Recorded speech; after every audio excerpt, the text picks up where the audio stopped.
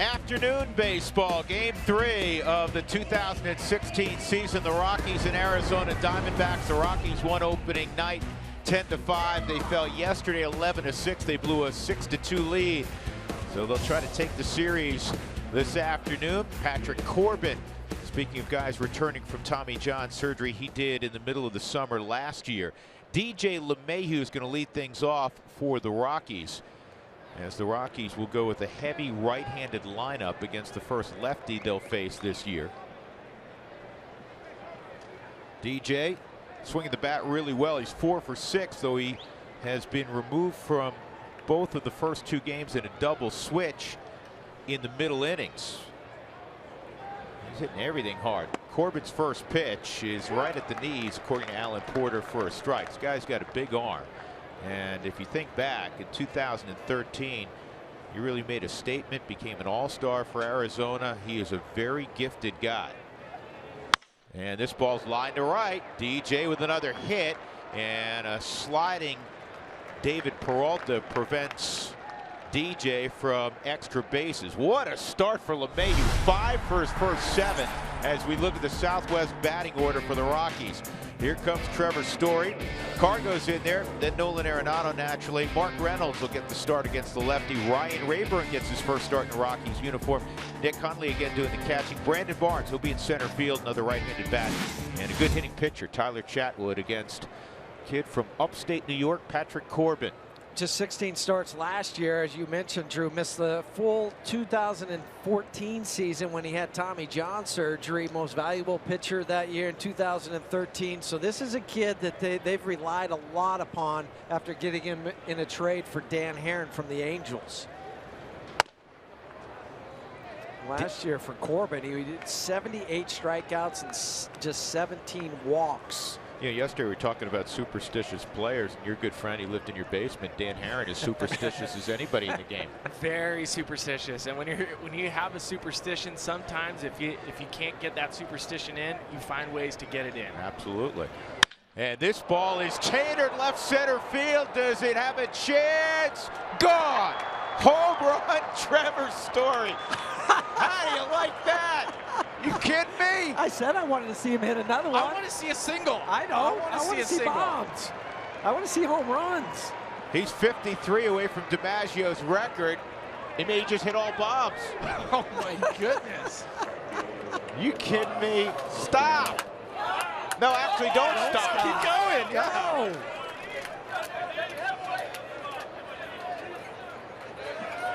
How much fun is it to be Trevor Story right now? Boy, it is. It's remarkable. I'm speechless. It is. Little Ryan Rayburn. Ryan Rayburn's got more than 8 years in the big leagues. He just looked at him and said, "Dude, it's not that easy. I'm sorry." You just tell him by the look on his face. Ryan said, "Really?" Unbelievable. Here's Cargo.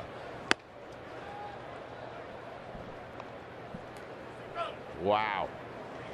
Wow, wow, wow. Well, if you weren't awake, you are now. That is not a repeat. Just hit another one out for sure. I was talking to a guy that we all, know a little bit and certainly watched coach, and Doug Moe this morning, the former great Nugget coach who spends all his time now in fantasy baseball leagues. And he called me a week ago. He goes, "What do you got on this guy's story?" I said, "Listen, he's got light tower power, really foul pole to foul pole." I said, he's a kid, though. I'm sure, he'll come along, at a reasonable pace, but he's having a really good spring. He drafted him all of his leagues late, so I called him this morning. I said, "How you like the kid so far?" He goes, "I love him." He loves him even more right now. You couldn't script that. If you were saying take it to a Hollywood movie and say, "Hey, let's write this story early in the season," they said, "No, I'm not going to take that. Nobody would believe it." Go back to the home run and Trevor hitting his 4th belt high fastball. He just hit it hard into that left center field gap. He knew it. I mean, this one he ran a little bit harder out of the box because he wasn't quite sure. I've never seen anything like it. The last guy that I remember that set the world on fire in the first week was Jay Bruce. Jay Bruce, when he came in with the Cincinnati Reds, his first week in the big leagues, we coined the name Babe Bruce. The guy was hitting everything. And you know what they share in common? They're both Texans. Bruce is from Beaumont, Texas, and Tyler is from Irving, Texas. Cargo struck out on the good slider. Nolan at the plate. Well, one of you just said you've never seen anything like this, right? Well, that's because it's never happened before. He's the first player in Major League history, as Nolan bounces out, first player in Major League history to have 4 home runs in their first 3 games.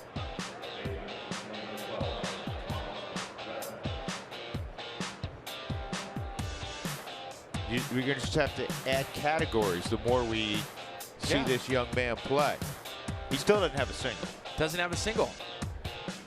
Just passing through. That's what he says to the infielders as he goes by.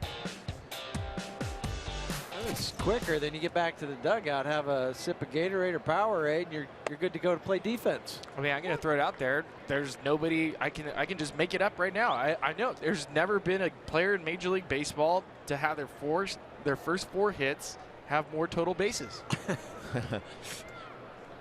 Major League record. Fraze used to do this with Dougie, and now I'm saying, all right, what's the Major League record for extra base hits produced to begin a career before you hit your first single? Yeah. I don't know. Is that one even findable? Don't do it, Doug. If anybody can find it, you know who can do it. Mark Reynolds behind 1 and 2.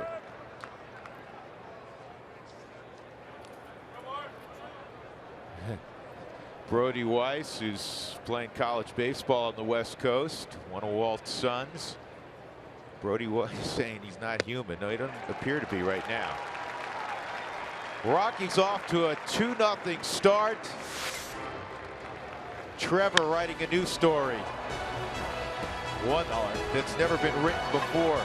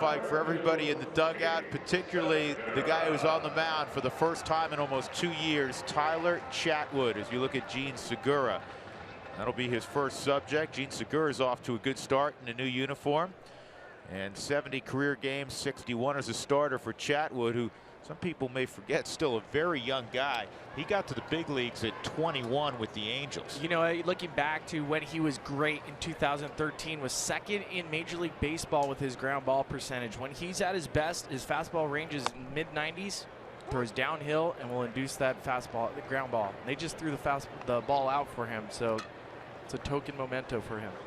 And that's one that'll go up there with his first strikeout, his first game.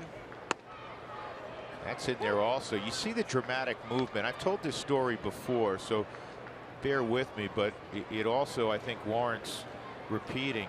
When he first arrived from the Angels in the Iannetta deal, here's the 0-2. Segura fouls it off. Visiting early in spring training separately, first with Todd Helton and then with Jason Giambi, two former teammates of yours, Billy. And I said, who looks good on the mound? And they both didn't hesitate. And they weren't standing right next to each other. They said Tyler Chatwood said his stuff is dirty. I remember facing him in the minor leagues when he was still a minor leaguer in the Angels system, and part of his mechanics, he jumped at you. There's a little pause and there's some deception there, and it almost reminded me a little bit of Tim Lincecum, because I faced Lincecum earlier and I was on a rehab assignment when I faced Chatwood, and so you got the same type of stature, and when the ball is jumping out of your hands, it means you're doing something a little different. Misses down low, 1-2 on Segura. Sometimes with the guy that's shorter in stature, they think, well, he can't still create that downhill plane, but he can do that. 2-2. His last appearance during spring training actually came against, I believe it was the Angels, a AAA club, but they had big leaguers smattered in. He went 7 innings, and a couple times during the spring when the Rockies wanted to back off a little bit, he said, no, I want to keep going, and he would throw 10, 12 more pitches. In fact, his 7th inning was 8 pitches in length in his final tune-up. So he worked deep into a couple of ball games in spring training. You talk about perseverance. Tyler went down to the Dominican and threw down at the Rockies complex, got about 40 innings this winter, where he was down there for 3.5, almost 4 weeks to make sure that he was ready to go when spring training came along. And don't forget, he threw in a minor league playoff game in September of last year. Got him with a fastball away. So a good start for Tyler Chatwood. All heaters as he challenges Jean Segura. We saw it on the Subaru strike zone.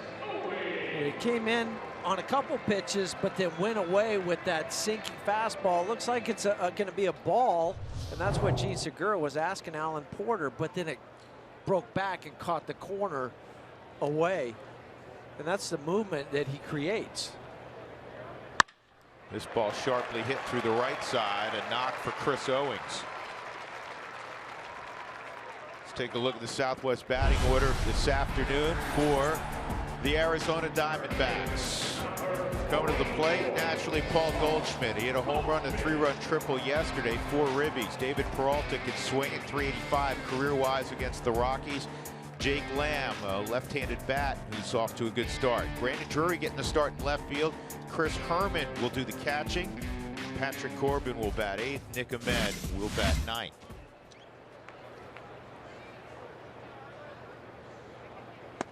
Slider misses outside, ball 1 on Paul Goldschmidt.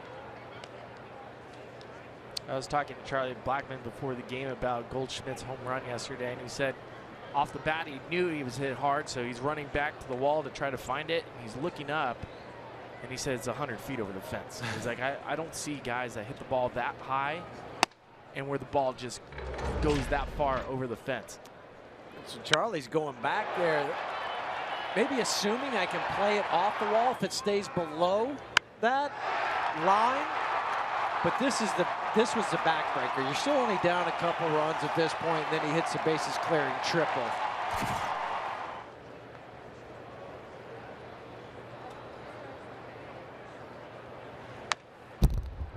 On the fastball, 1-2.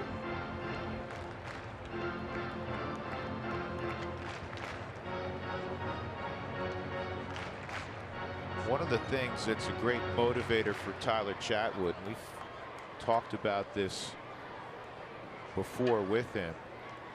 A lot of people always want to dismiss him because he's listed at 6 foot. He said I'm 5'10" and 3/4, maybe. And so they say, well, right-handers, they got to be 6'4", 6'5" to start. And he strikes out Goldschmidt.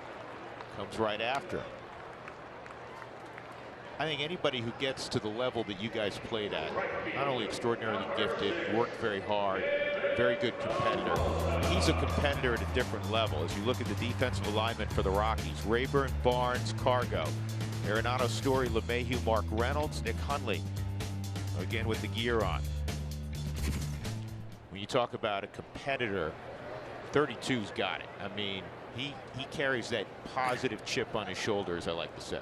And you know it. I mean, all the things that he does when he's at the plate, he thinks he's going to be able to hit the ball.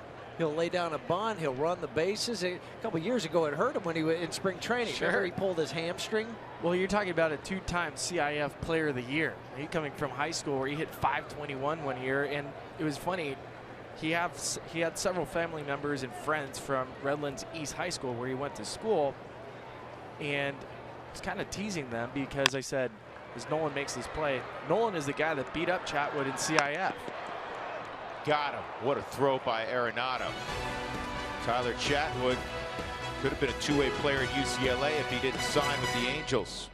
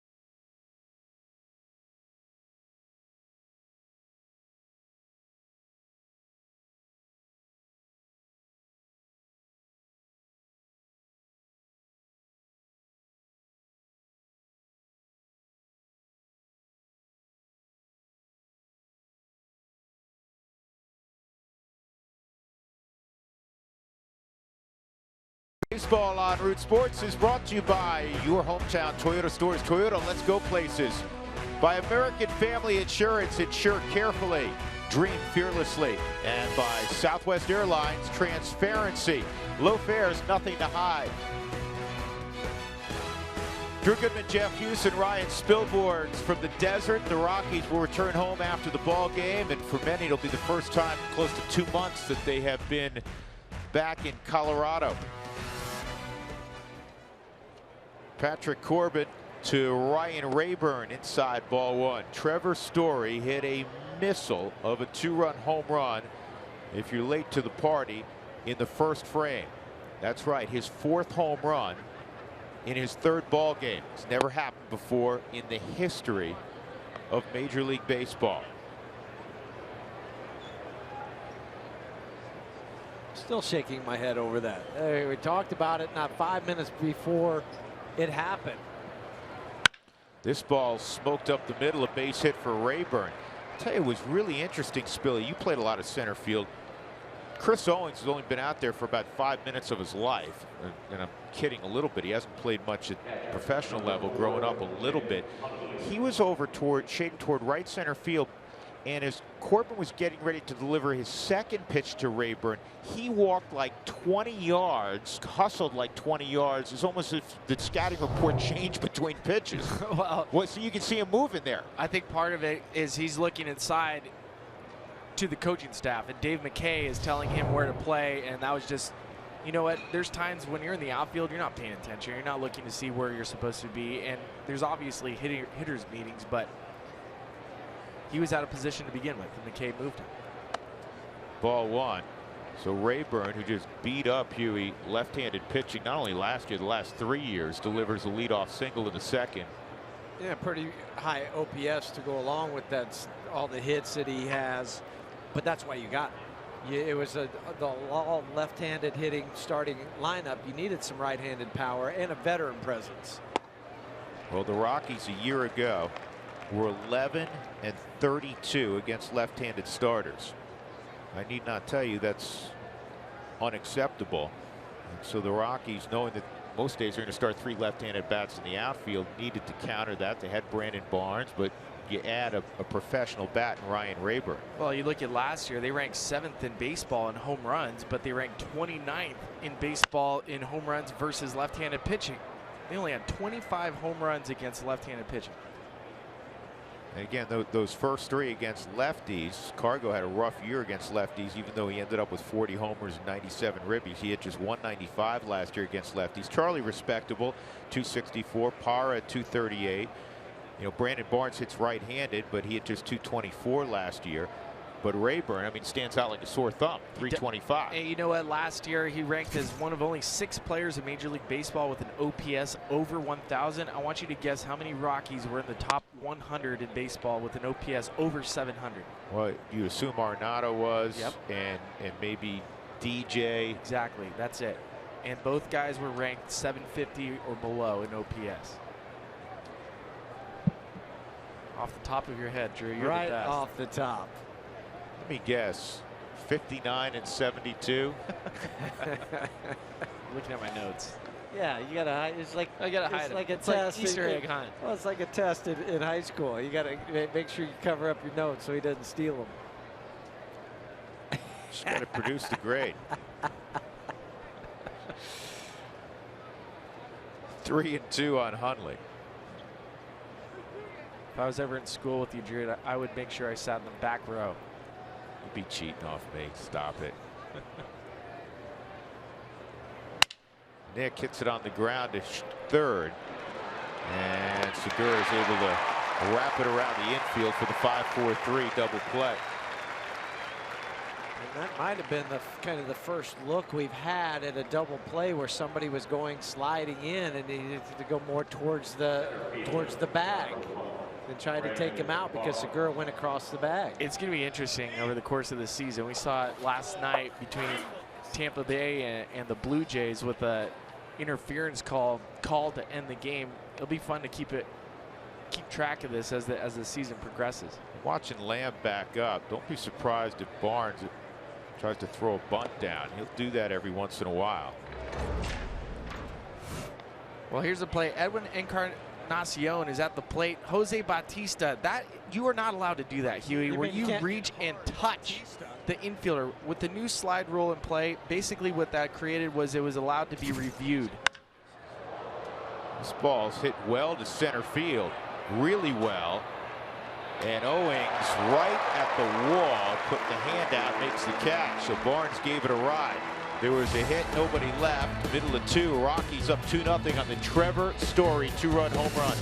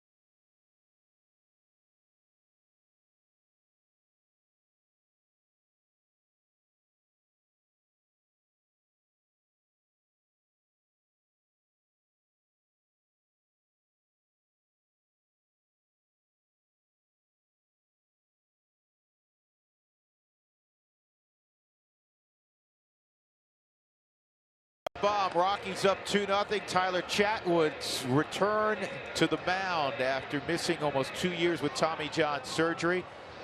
He did throw winter ball in the Dominican last year, 50+ innings. He had a real good, solid first inning. Rockies fans, once again, join us with the conversation this year on Toyota Talk. Send us your thoughts, photos, questions, perhaps, on your favorite social media platform. Just use the hashtag Toyota Talk. Jake Lamb will lead things off for Arizona in the bottom of the second.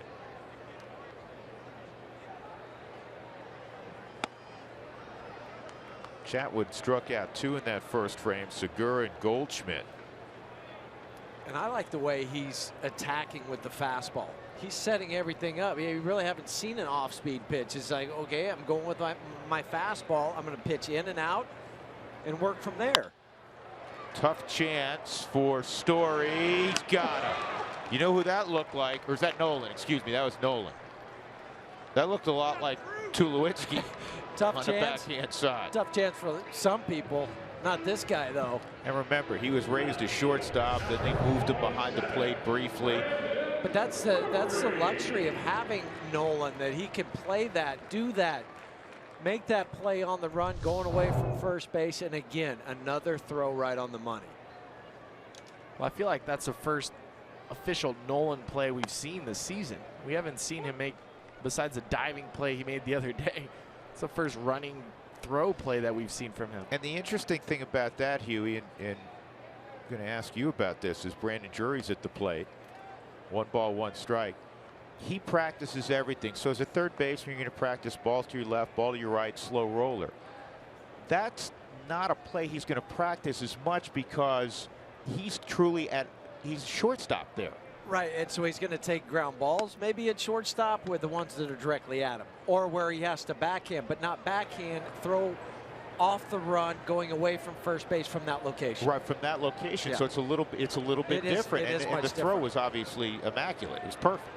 That's why he wears gold. Yes. But bottom line, he wears gold for a reason, because everything that he does, he makes it look so natural. That was always a remarkable thing, that when Troy would go in the hole, not only was it right on the money with arm strength, you were out by a couple of steps, and Lamb got out of the box well, and he was out by, I mean, he was out by 3 strides. And a guy that hits from the left side of the box. Yeah. 2 balls, 2 strikes on Drury. Fastball, yep, 94. You and I saw the same thing, Drew, because he pitched 91, 92, but then he elevated, went 94 with the 4-seam. I just love his demeanor, and I know, listen, Chad Bettis is disappointed that he wasn't able to get through that 6th inning last night. He's the first to raise his hand and point the finger at his own chest. But they have a similar demeanor on the mound. It is all business, and they're not afraid. Well, and you can't be, not at this level. You have to trust your stuff. You have to be on the attack.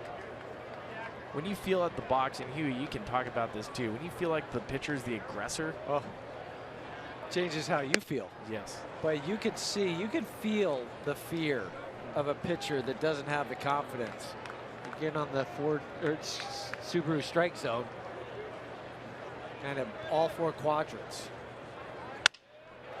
Loop to second, easy play for DJ. Broken bat, 2 outs. And that'll bring up the catcher, Chris Herman. Herman was acquired in the offseason, and he won the backup job. He's always been known as, which a lot of backup receivers are known as, good catch and throw guy, suspect offensively. You'd like to have both. I remember a story with Tommy Lasorda from back in the day. It was, he had a catcher that couldn't catch. He had a catcher that could catch but couldn't throw, and then he said he had a catcher that couldn't catch or throw but could hit. So could he like mold them all together to make the one? Tried to put him out there at the same time. Did 11 guys out on the field.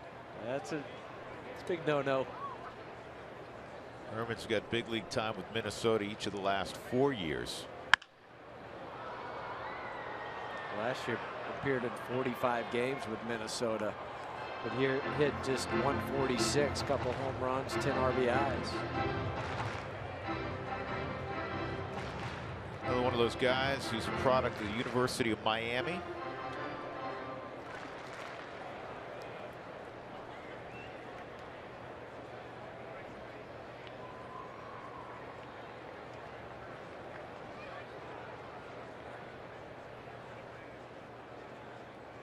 Chatwood ahead 1-2. Rockies up 2-0. We're in the second. Hundley goes to the outside corner. It's a little bit low.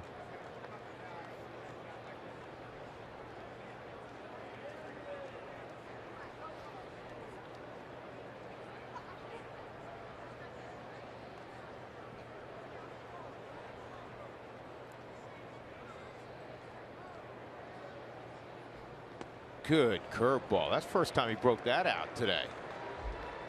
That was nasty. Third strikeout for Tyler Chatwood. We'll go to the third. Rockies up 2-0.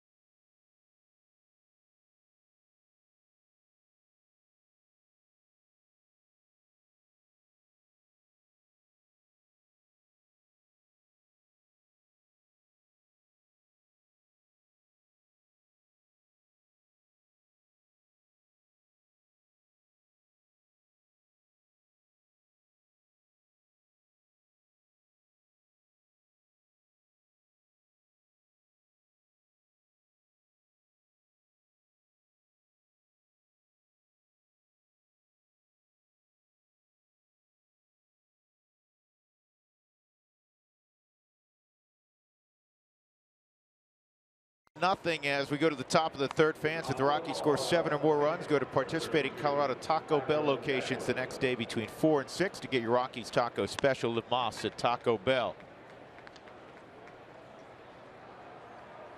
Chase Field on a beautiful Wednesday afternoon. Tyler Chatwood's going to lead things off against Patrick Corbin. Rockies have 3 knocks against Corbin, including Trevor Story's 2-run home run to deep left center in the first. Corbin missed all of 2014 with Tommy John. The fastball's inside on Chatwood. How about this for Corbin? He didn't start playing baseball till his junior year in high school. What was he doing? He's a really good basketball player. This ball is a Baltimore chop up the middle. And Chatwood's out by a step and a half. DJ's coming up. It was a breakout year in 2015 in many ways for LeMahieu. 301 batting average, tied for 10th in the league with his teammate Nick Hundley. 61 RBIs. Selected to his first All-Star game and started at second base. And then defensively, though he didn't win another Gold Glove, he was in contention. He led the National League at chances, assists, double plays. He will be a perennial candidate with his glove for winning gold. And DJ's off to a tremendous start. He's 5 for 7. He was called out on a fastball right on the paint last night, and the other out he made was when he hit the rocket that went off of Jake Barrett. This ball's crushed. This is number 2. I don't know who's hotter, Story or LeMahieu. I'm still going to go with Story by an extra 2 home runs. But how about DJ with the second bomb, back-to-back nights? Well, he's hitting 750. That's pretty good. We're so accustomed to watching DJ hit base hit after base hit to right field. But I saw a few more of these during spring training on the Subaru Strike Zone where it was belt high, right down the middle, where he was starting to pull the ball just every so often, just a little bit more. Well, I think with that first pitch inside, it probably changed his sights. He started looking in a little bit. Again, DJ will take his spots to take his big swing. Now that makes him 10 for 24 off Patrick Corbin. That means you're sending him a limo next time he's facing him in Colorado. Make sure he gets to the ballpark on time. You don't want him to miss his start. Don't miss your start, Patrick. Here is Story. Takes strike one. I mean, so you don't run to the refrigerator right now when Story comes up. No, nor should you. That's a good pitch. Here's what you may have missed in the first inning. Barely had time to get back from the refrigerator in the start of the game. And Trevor went deep, driving in DJ. 2 runs. You made this point yesterday. They're not wall scrapers. No. And he got him on a slider. 2 outs. 3-0 Colorado. And Cargo will come up. He struck out on a 3-2 slider his first time. Now, Hawk was with us last night all night, and he just tweeted this out. I'll say it again. Trevor has a story he wants the world to hear. They're hearing loud and clear.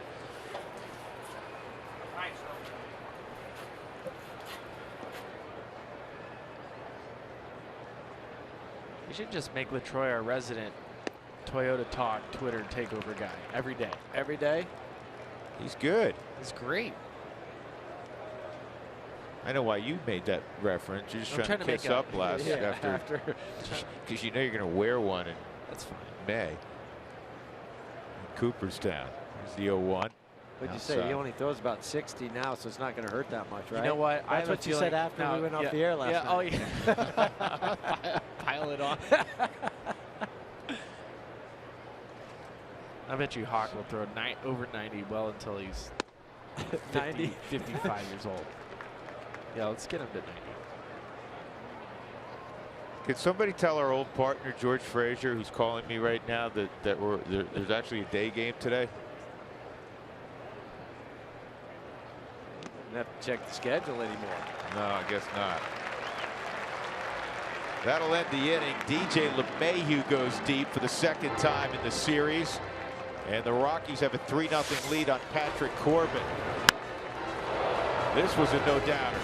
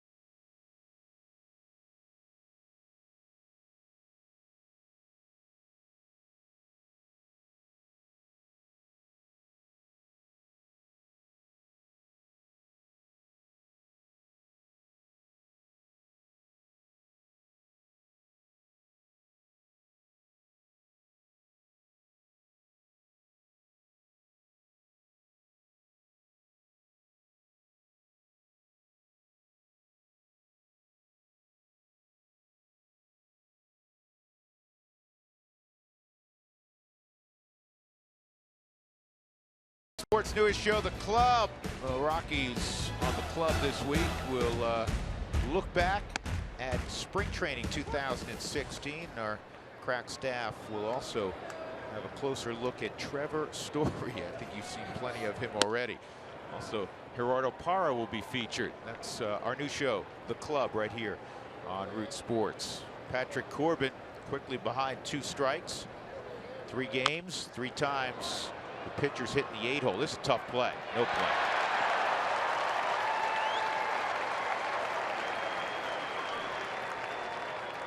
We were talking last half inning that Patrick Corbin originally was a basketball player, so you know he's a good athlete. And as high as he hit that, if you have any kind of speed at all, you're going to beat this thing out. Again, off the plate instead of the dirt in front of home plate. And Trevor, only option he had was to barehand it, and that is the hard one, because you know when that ball's bounding and you have the rotation, the hop, everything involved, because you know you got to catch it and get rid of it because he's getting down the line, and it was going to be a base hit anyway. Even if he catches it barehands and throws it over there. Nick Ahmed, now there's 2 on.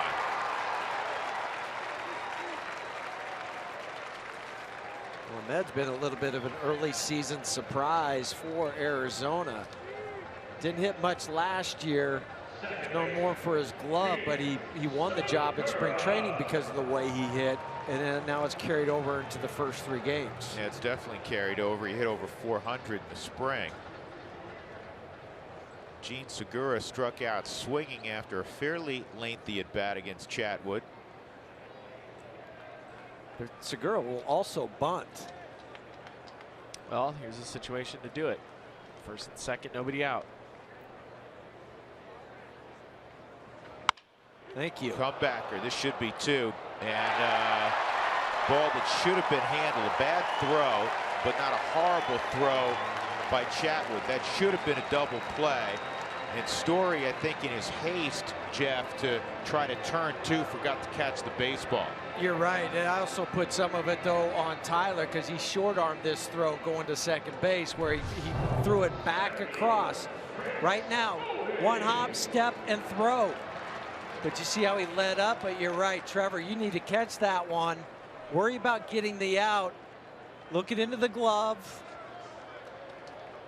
He just forgot to do that. And now, instead of even at minimum having 1 out, you got nothing, and you're coming to the teeth of the lineup. Yep, got the big boys coming. After Owings is Paul Goldschmidt, and that was a tailor-made, even with Segura running, that's a tailor-made double play. You have to execute that. You have to execute it. That's what you work on during spring training and all those PFP, pitcher fielding practices. Those comebackers, throw to second base. And then you spend hours upon hours doing that. Rockies' first error of 2016. Chatwood gets the error. I think they could have really given it to both of them. Yeah, either of them. But when it hits a fielder's glove without hitting the ground first, typically they'll give it to the fielder who dropped it. Sure.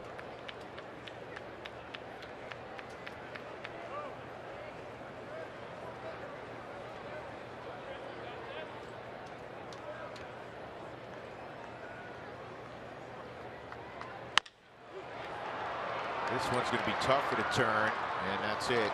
Just 1. And a run scores. It's 3-1. That's a gift run. Yeah, I mean, you're out of the inning. You are. And Chatwood just threw the ball in his glove. He's still steaming over not being able to turn that double play. And you got to harness those emotions and bear down on one of the toughest outs in the game, Paul Goldschmidt.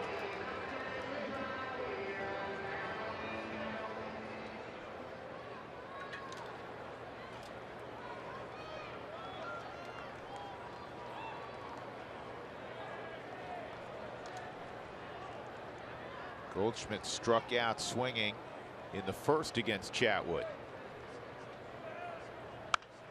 One thing you're seeing a lot of, mishit ground balls, which tells you that Chatwood's got the great movement. In 2013, his last season where you have substantive stats, he had a 59% ground ball rate. That's extraordinarily high. Second in baseball, second in the major leagues. And so far today, just watching him command his fastball, 12 out of 13 first pitch strikes. Yeah, you got to love that. 0-2. We did see a couple of starts, fellas, during the spring where Tyler sprayed this fastball, and it was behind in counts frequently. And a lot of the sprays were up in the zone. They weren't down. They were belt high, letter high, missing up. I wouldn't be surprised if he goes fastball again. 0-2. That hit him.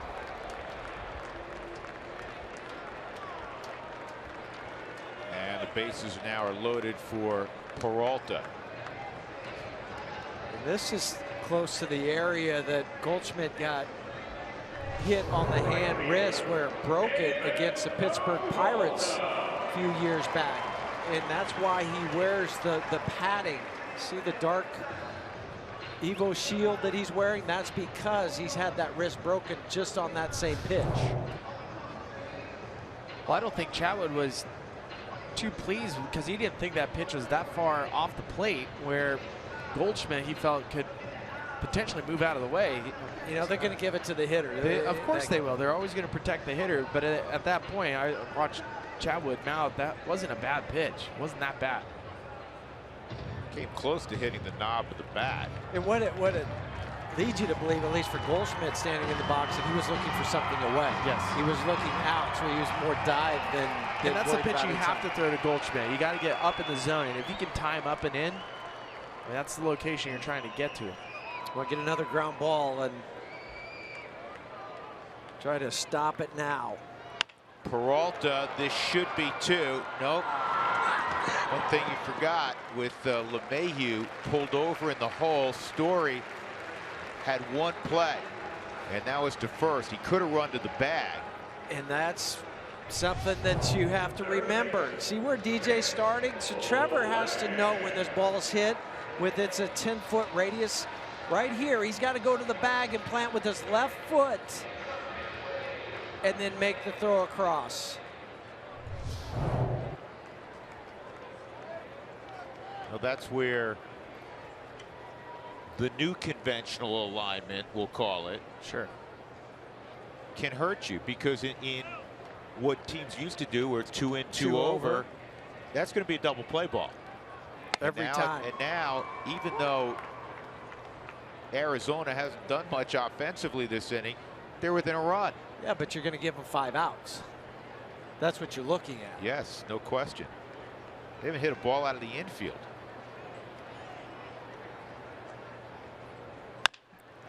And another mishit ground ball. DJ's got it to end the inning, but you're going to see a frustrated Tyler Chatwood walk off. His error very costly, and Arizona took advantage. 1-run game as we go to the 4th.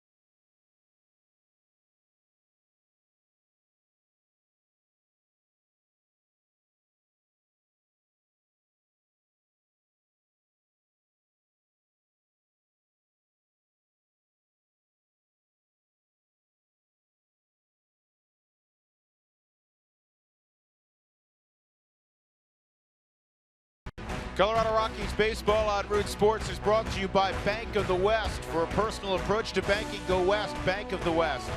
And by CenturyLink, your link to what's next. Rockies had a 3-0 lead. They continue to play long ball in this series. They have 9 home runs in this opening series. Today, Trevor Story again is fourth. DJ LeMahieu again his second. 3-2 after the sloppy inning on defense by the Rockies. Shift is on for Nolan, and the shift is paid off, and then Gene Segura twice has taken what would have been hits for Nolan away just by his positioning in this series. Playing like a left-handed pull hitter, you're a shortstop. I mean, that's where a shortstop would be, but they swing the second baseman over in the shift. Nolan held up. Alan Porter checks it out with John Tumpane. 1 ball, 1 strike.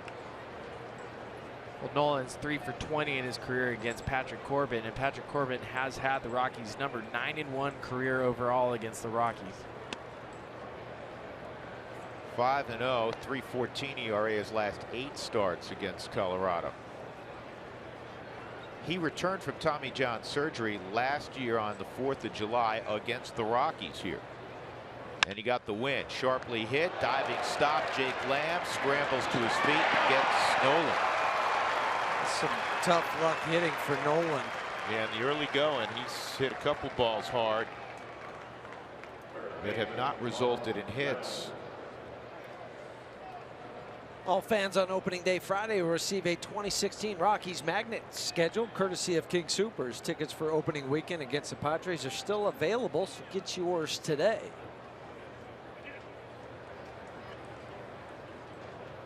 Mark Reynolds struck out his first time. And another chance, much easier for Lamb. 2 outs. Goldschmidt applied the tag.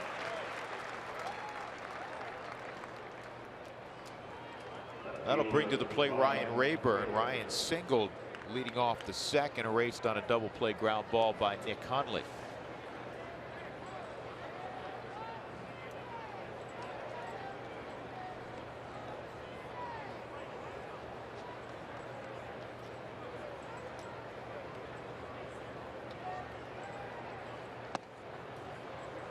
Well, 2 quick outs by the Rockies, and this is one of those situations, and Huey, you know as well as I do, when you have your starting pitcher, they score 2 runs for you, jump out there, get 2 quick outs, especially when it's Nolan. Well, and there was only 3 pitches thrown to those first 2 guys. Trying to get your team right back into the dugout to go ahead and start hitting again.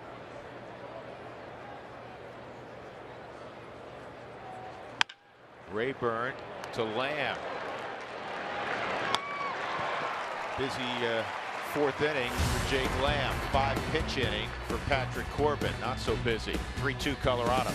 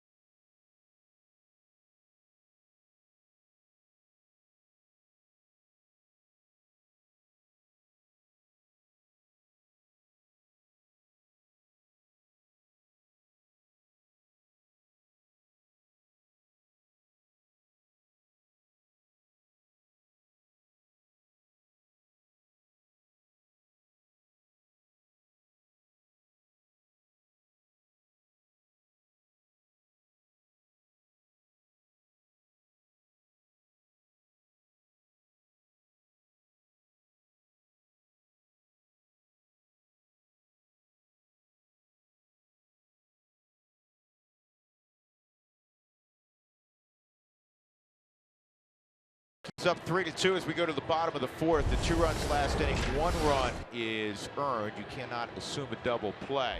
So coming off Tommy John surgery, Tyler Chatwood, this is his second, so we can look at what he did after his high school Tommy John surgery. That counts. And now it's a year and 11 months to the day. Patrick Corbin was a year and 9 months between starts, and then won his first start back, as we were talking about, on the 4th of July against the Rockies.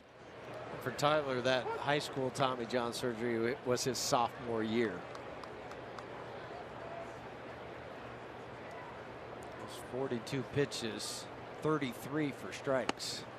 Outside, 1-1 on Brandon Drury. And another first pitch strike. When you look at it, I believe that's 13 out of 14 first pitch strikes. That's a good percentage. Bouncer to third. Nolan runs through his throw, gathered himself and fired a strike across to Mark Reynolds. 1 out. Because he gathered himself, it allowed him to get more on the throw than if he would have just started to throw it as soon as he caught it. It would have had more of the humpback going over to first base. How important is it for you to have that internal clock when you're in the infield? Oh, it's huge, because you know when you can take that extra step, when you have to get rid of it quicker. And that's something that the really good infielders have. You have that clock telling you, I don't have much time, or I got a little bit more time than what it might appear. So basically, if Billy Hamilton hit that ball a little different approach, he would have caught it and got rid of it quickly in case it was off the mark, maybe allowing Reynolds to come and make the play. Yeah, Billy Hamilton and then Brandon Drury, a little different speed, so your clock speeds up. I don't know how many guys run with Billy Hamilton. Maybe D. Gordon. Probably Zach Greinke. Pretty good athlete. 2 strikes on Chris Herman.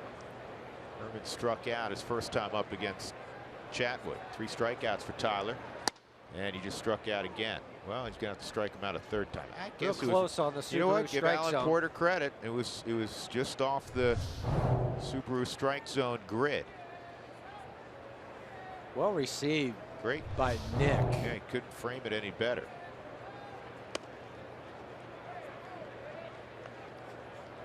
I always love, you know what hitters do? Do you guys do this? When you think it's a borderline pitch that you may have been called out on, you kick a little dirt, act like, you know, yeah, I saw that the whole way, and you're just hoping you don't hear something from the umpire. Chatwood's got to get over. DJ, a good feed.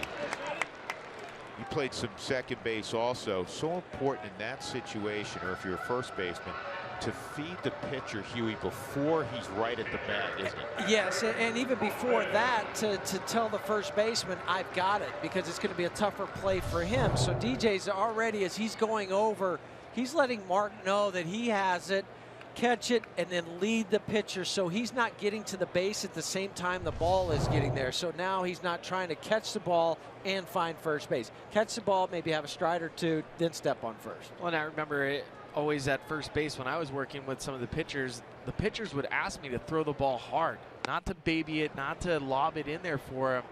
Hey, hit me in the chest like it's a good pass, and then let me have enough time to run through the bag. Well, it's like the difference between a fastball and a changeup. Sure. Easy play for Arenado, and a good strong inning from Tyler Chatwood. He worked just 10 pitches in that frame. So we'll go to the 5th. The Rockies up 3-2. Nick Hundley will begin things.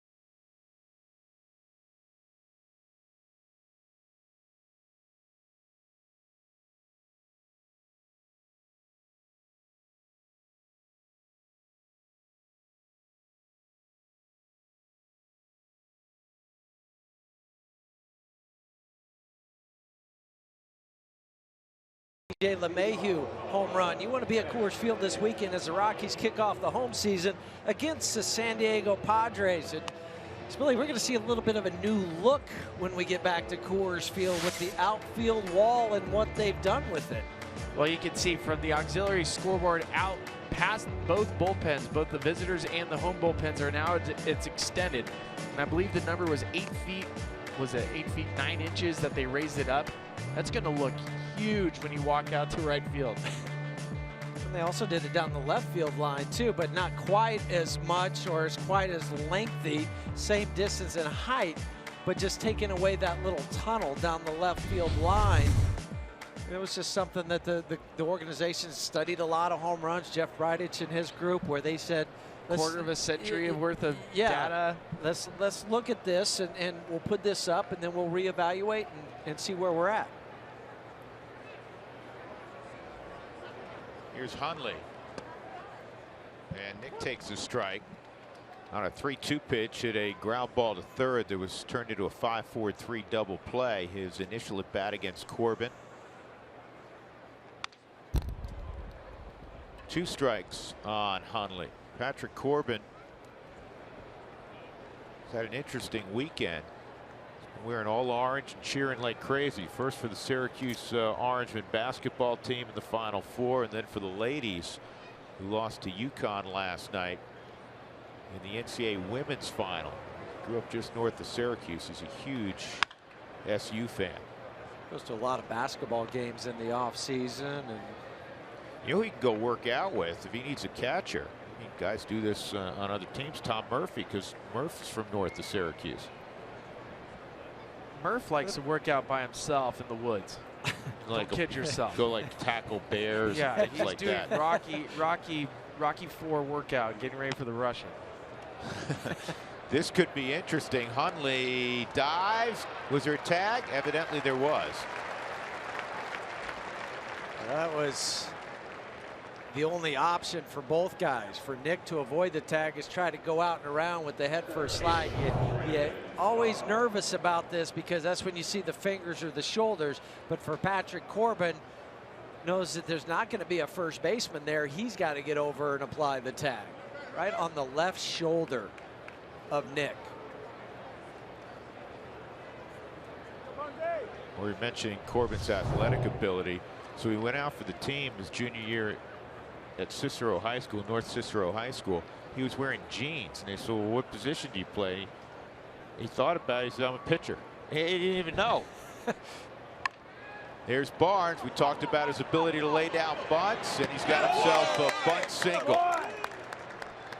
And hitting in that 8th spot, and Barnes is a cerebral player. He's like, all right, you know what? I got to clear the pitcher. I got to create something. It was a good opportunity again for him to do that here. How about Jake Lamb playing 5 steps behind the back? Not even think it's going to be a possibility. So Brandon, you walk to the plate, you'll eyeball the third or first baseman, wherever you're going to go. You walk down there, you step in the box, and then just ever so slightly, you'll glance out of that left eye, and you see, oh, man, he's still back there. Great. I'm going to lay one down. Know where you are in the lineup, know who you are in the game, Spilly. Well, he put a charge in his very first at bat where he barreled that one up all the way to deep center field for an out. So, of course, you're going to go for the drag bunt the next time. Yeah, right. Well, the difference, too, between the 2 at-bats, the first time he came up, there was 2 outs. Yes. So you're trying to hit a double. Well, this time there's only 1. And you know what I liked about that bunt?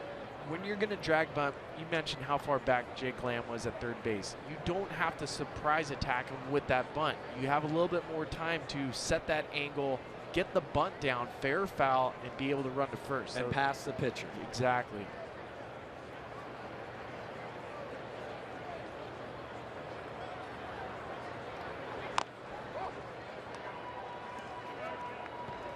Well, so far, talking about bunts, great bunt by Barnes, as we've described.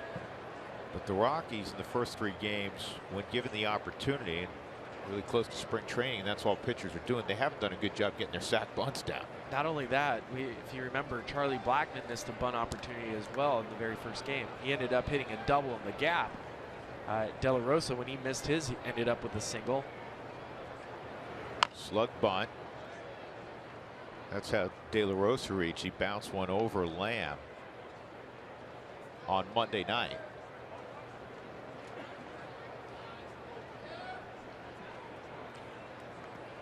But you're absolutely right. When you talk about execution and the little things, I mean, that is the major separator.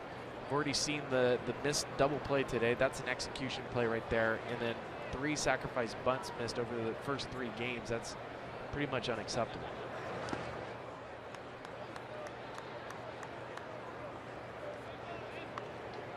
Well, it's like this ball game. It should be 3-0 Colorado right now. Yes.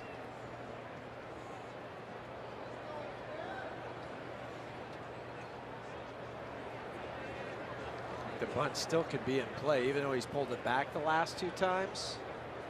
I think you could still drop one down. It doesn't have to be a great bunt. Sure.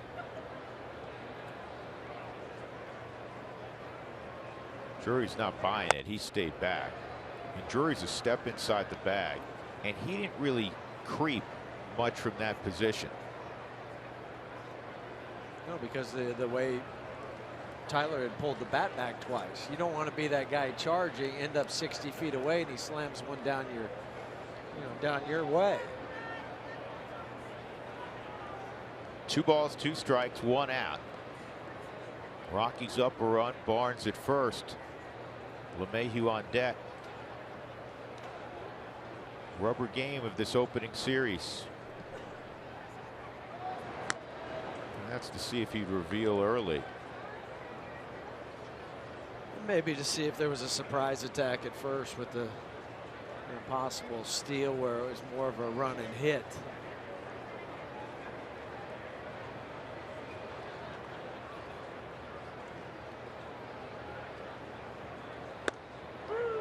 Call strike 3.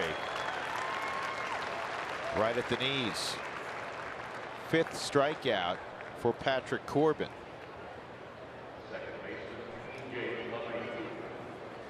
Well, DJ LeMahieu, a single in the first and a run scored when Story went deep, and then in the 3rd, he got a pitch on the inner half and he drove it out of the ballpark.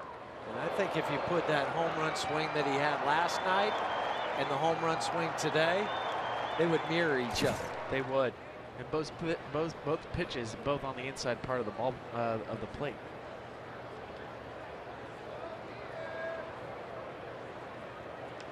As we all do our collective research for not only game to game, but for the season, I pick up a lot of those preseason magazines, and there's a wealth of good information in there, and most of them will use an anonymous scout to talk about each team, and there are probably multiple scouts. Barnes takes off. Herman's throw is in time. We'll pick up that thought when we come back. Barnes cut down trying to steal. That'll end the top of the 5th inning. The Rockies lead Arizona 3-2.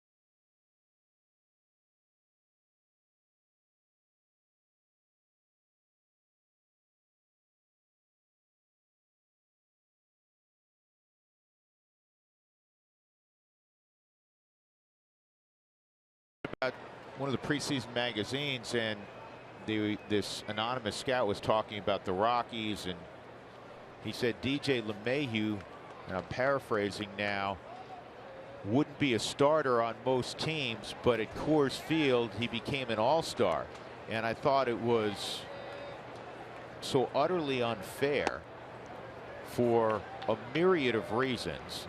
Anybody like us who watches DJ every day realizes not only is he a starting second baseman in this league, he's a championship caliber starting second baseman. In other words, you'd be a championship team, and DJ LeMahieu is your second baseman, you're in great shape. He led the Rockies in road batting average, so you can throw out that Coors Field creation as if he hit like a $180 on the road. He doesn't hit a lot of home runs. Got 2 already this year. Half of them came out on the road, and he plays year in and year out Gold Glove caliber defense. He's a great situational hitter. He can hit in a multitude of spots. With all due respect to whoever that anonymous scout is, you better watch more of DJ LeMahieu, because you couldn't be further off base. That's why it's an anonymous. He didn't want to put his name behind it, because he would lose his scout card. Right, but yeah, you would. I know what you're saying. He's hitting 750 this year, by the way, and I don't think the Rockies have played a game at Coors Field. 2-1 lifted to shallow right. Cargo will make the catch, and Ahmed is retired, 1 gone. 6 in a row set down by Chatwood. I think if you look around the league right now, third base is arguably the strongest position in baseball right now with the type of players playing third base. Josh Donaldson, MVP. You got Manny Machado. The second base is a pretty good position right now. Think of Jose Altuve, Brian Dozier, Robinson Cano already off to a great start. There's a D. Gordon, Jason Kipnis. There's quite a few really good superstar second basemen playing the game right now. A couple of older guys, but still goodies. Ian Kinsler. Exactly. Brandon Phillips. Sure. But DJ last year led all second basemen in games played in the National League with 149. He led the league in assists with 452. He had the best range factor in the National League, and he led the league among second basemen with 120 double plays. This is a bad sand wedge that drops into right field for a base hit for Segura.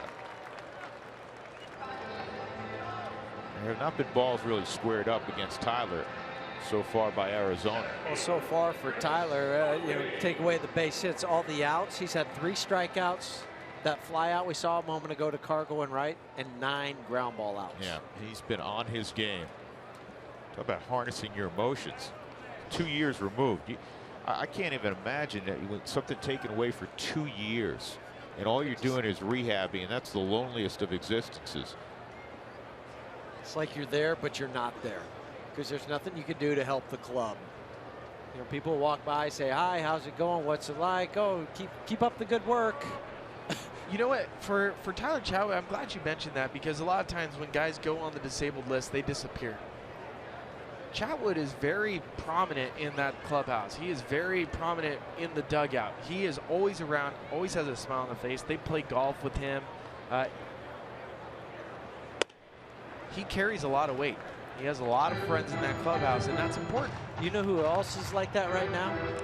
Ottavino. Exactly. Yeah. And Otto's been around, and Otto's with the club right now. Tyler Anderson, who's rehabbing an oblique, is with the club right now. Jason Mott's with the club naturally. He's going to start a throwing program, playing catch at least sometime in the not too distant future.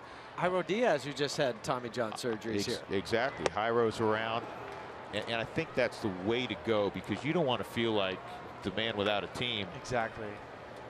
Well, and it gives you that extra energy, that extra motivation. Not that these guys aren't motivated, but when you're around the guys and they're playing and you're not, you're sitting on the sidelines, like, man, you're just itching to get back out. Exactly. Well, and sometimes you see guys on the disabled list, they come in, they eat the spread, and then they sit in the clubhouse or in the training room.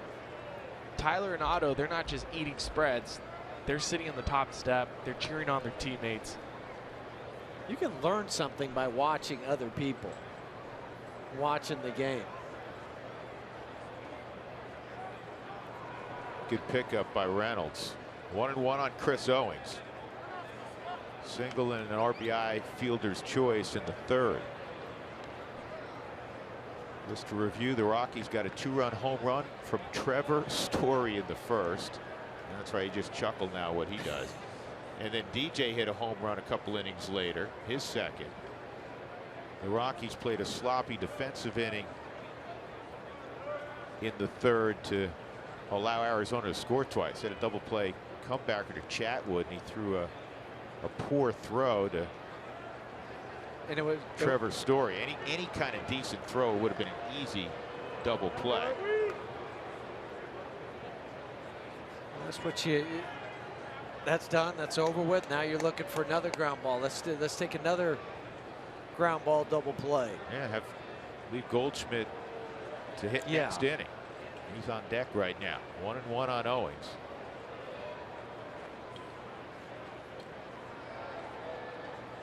Pitch out, nothing going with Segura.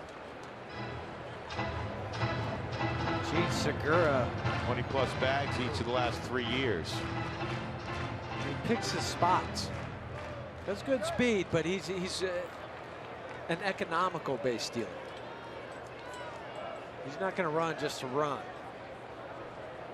44 stolen bases for him in 2013. And a high fly ball to right center. Cargo and Barnes, and it's Brandon. 2 outs. Well, the Colorado Rockies home run for the homeless 5K is Sunday, May 8th. Go to Rockies.com/5K to register today.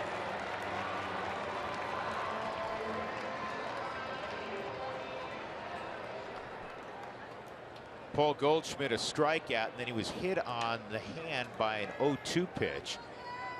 And he has now reached in 38 straight games against the Rockies.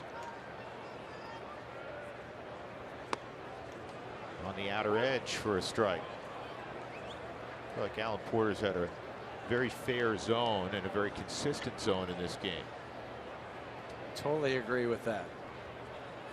He'll give you just slightly on the corner, but not so far that you can't, have a zone when you go up there. You feel like you got to swing at everything. Line drive, Story's got it. End of inning. That's probably the hardest hit ball all afternoon against Tyler Chatwood, and it results in an out. So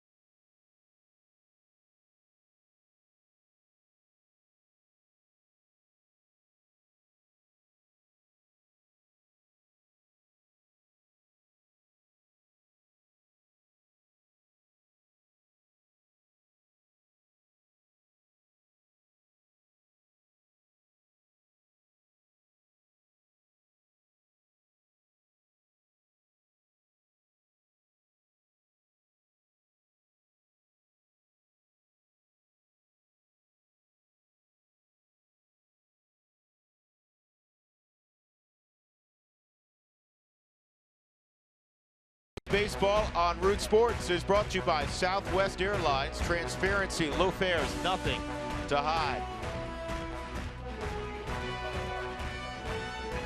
Drew Goodman, Jeff Houston, Ryan Spilborghs. Game 3 of 162. The Rockies trying to take this series from Arizona. And this is what happens when you're 10 for 24 against Patrick Corbin. They're going to try to run the mascots to get him off his game. You're so laser-like focus. I just want to hit. Get out of the way, DJ. Randy's coming through. When was the last time Gracie's like Teddy Roosevelt? He never wins. He never wins. Nope. 1 ball, 1 strike on LeMahieu. Single and a home run for DJ.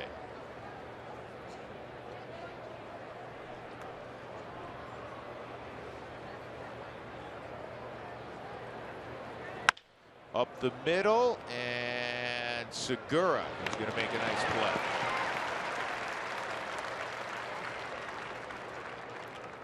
So here comes Trevor Story.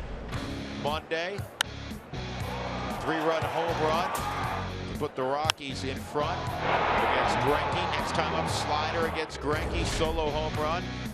Last night, Shelby Miller, slider, home run. First at bat against Patrick Corbin. This afternoon, 2-run home run.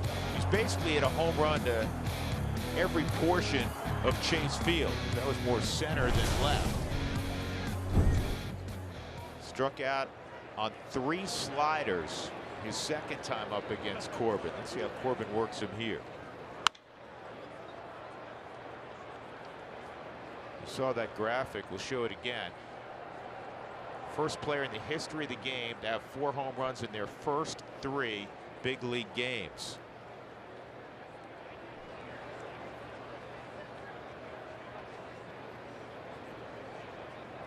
See Jorge Soler and Javier Baez, that wasn't the first 3 games of the year. They came up in mid-season and had 3 home runs in the first 3. Now Joe Cunningham, people won't be talking about him anymore. It's okay, but he was happy that they were yesterday. He was trending up. Trending on Twitter? Yeah, exactly. I remember Javier Baez. He hit 2 home runs against the Colorado Rockies in the first week that he was up in the big leagues. Was it Baez 2 years ago against De La Rosa in spring training who knocked like the top cactus off the batting eye in center field? Yeah, I think it was at Salt River Field. Total of about 1,050 feet of worth of home runs. It's ridiculous how far he hit those. I mean, I'm not exaggerating by much. No.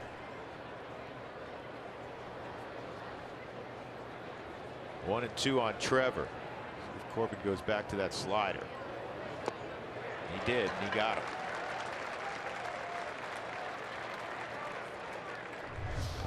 Down and out of the Subaru strike zone. It had some heavy bite and tilt to it. So, fellas, you guys are at the plate. Spill, you hit from the right side. Jeff, you hit from the left side. In his mind, it's in an upside down count, 1 and 2. But in his mind, you know, we're thinking slider. He's got to be thinking, I'm going to see the slider again, right? Yeah, but part of what makes the slider so good is that Patrick has shown him that he's going to throw the fastball inside as well. So when you're looking fastball in, then he can throw the back foot slider, or at least a front foot slider to him and be, wow, that ball's hit hard. Yeah, that's get that chase. Yeah, that slider hung up in the zone, and Cargo made him pay. Fortunately for Corbin, he didn't make him pay with a big fly. So a 2-out knock for Cargo, and Nolan will come up. But this is the guy that might make him pay. Nolan. He's been. You can tell he's starting to get a little. He's starting to get a little frustrated because he's been hitting a lot of balls hard. So how do you break that frustration? Hit it over the wall. Well, can't catch it. And you know what?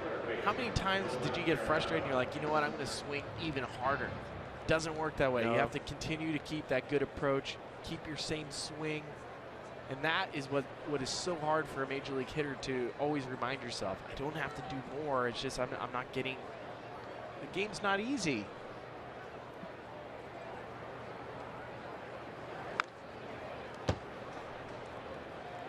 One strike on Arenado. Ground ball to second.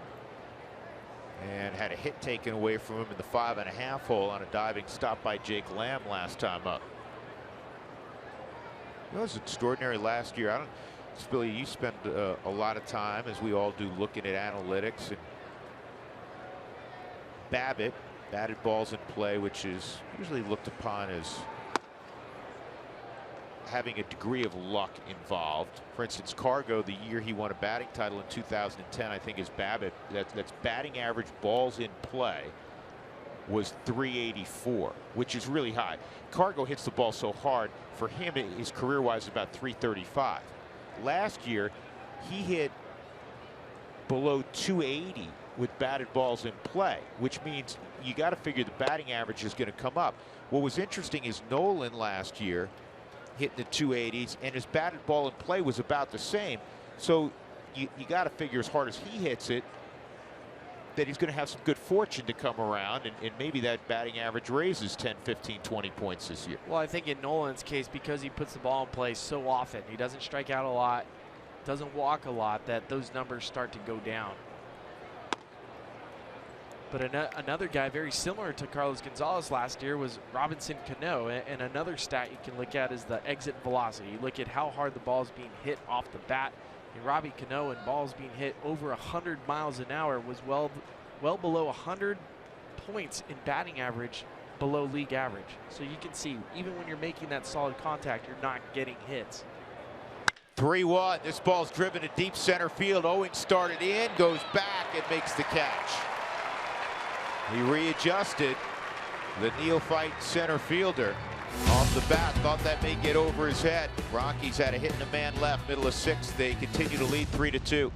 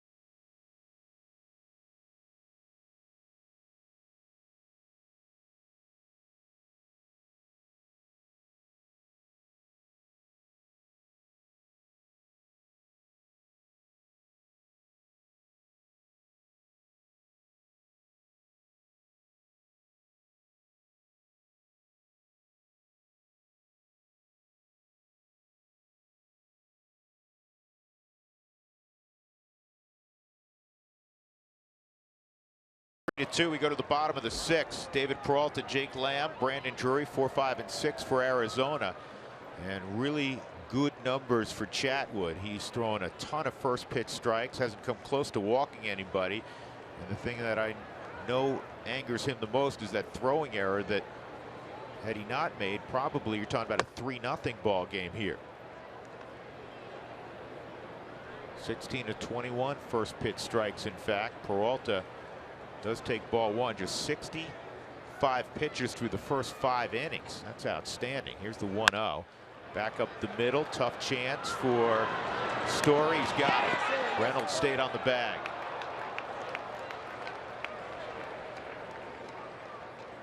Good play. Really good play. All the way around. Yeah, we've seen 2 good backhanded plays now by the left side of the Rockies infield. Arenado had one earlier, and watch Story here. Well, and another play where he fields this that you're not thinking, I'm going to have to throw on the run going away from first base. Those are the ones you're going to your glove side, not to your backside, but then makes a strong arm throw over to first. And I like what Mark did too, where he used the top of the bag to gain an extra 3 inches. So he comes up, gets the toe back down like a ballet dancer, get the out.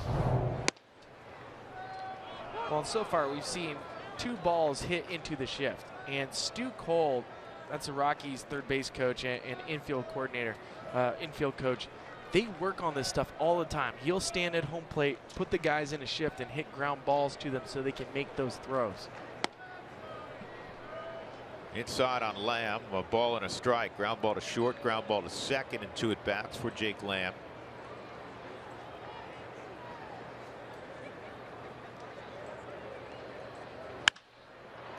And he beat him with that fastball. It's 1-2. I just like the way when Tyler gets the baseball again, that he's already on the mound ready to throw. Yes. You don't have to worry about speeding him up or putting a clock on him. He has a plan and executes. And a ground ball, similar spot. Nolan spins, throws, got his man. And once again, Mark Reynolds had to be Gumby at first base. So we all now have to do something when we write a score in our scorebook, dealing with the shift. However you want to write it. But how are we going to write a 5-3 with Nolan on the other side of second base? How do you write that in your scorebook? Because this is where he ends up making this throw. Catches it, spins on the other side of second base, and then Reynolds digging it out. Okay, spin, got that. But I haven't made a throw ever in my life from that area. It's a nice pickup. It's a great pickup. Talk about being able to catch it. Infield defense, which should be an extraordinary strength of the Rockies and will be, and has been certainly in this inning. Could very easily be first and second right now, nobody out. Sure. 0-1 on Drury. 0-2 on Drury.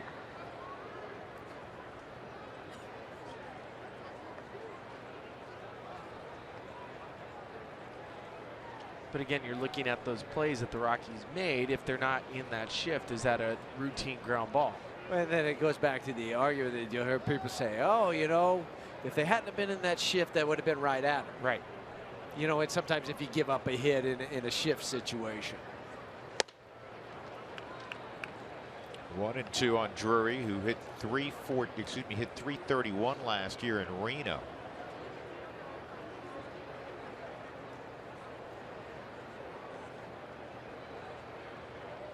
Had 56 at bats with the Diamondbacks last season.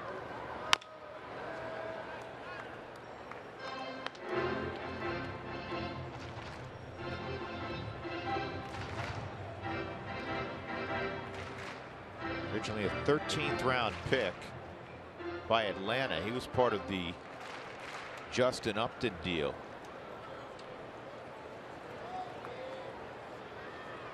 A few years ago. And a bouncing ball that's cut off again. And this time, despite the efforts of Mark Reynolds, Drury beat it.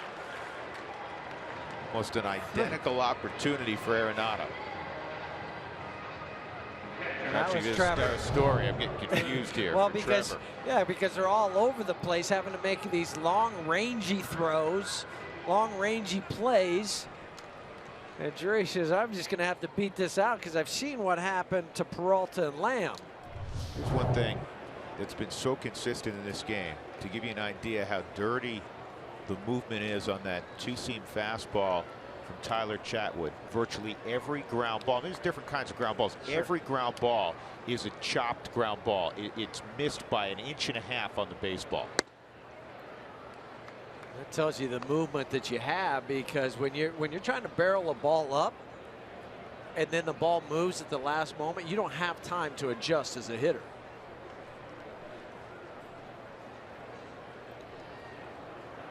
Tyler Clippard right now is trying to warm up in the Diamondbacks bullpen.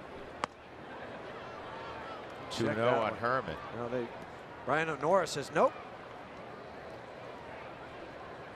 And part of the reason why Tyler Clippard's starting to warm up, you have Patrick Corbin on deck. That's part of the reason why I talk about when you're hitting the pitcher 8th, these situations will arise. And if Patrick Corbin comes up this inning, you're expecting him to be pitch hit for.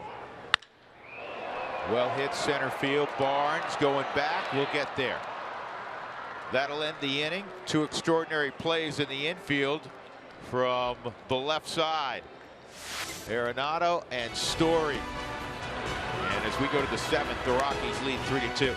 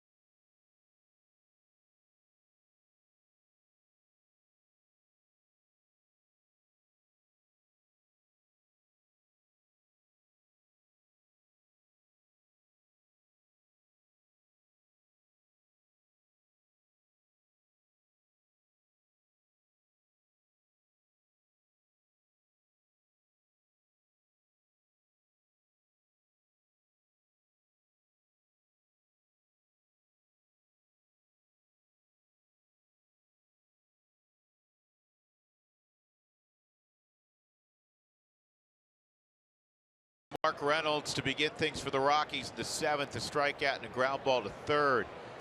Corbin has pitched well.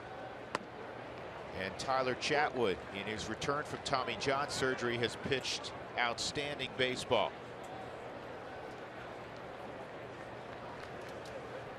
Both of these guys have pounded the strike zone.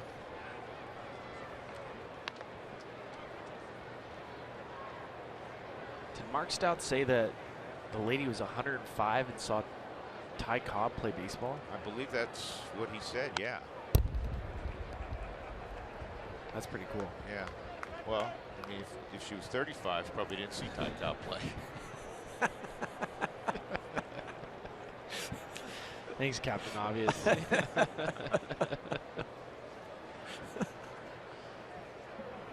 Cobb retired. Dougie had to follow up with Cobb retired in 28. One out.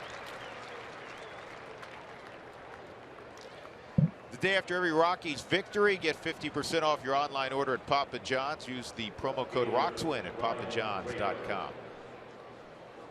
Ryan Rayburn getting his first start in a Rockies uniform. Singled in the 2nd, grounded to 3rd in the 4th.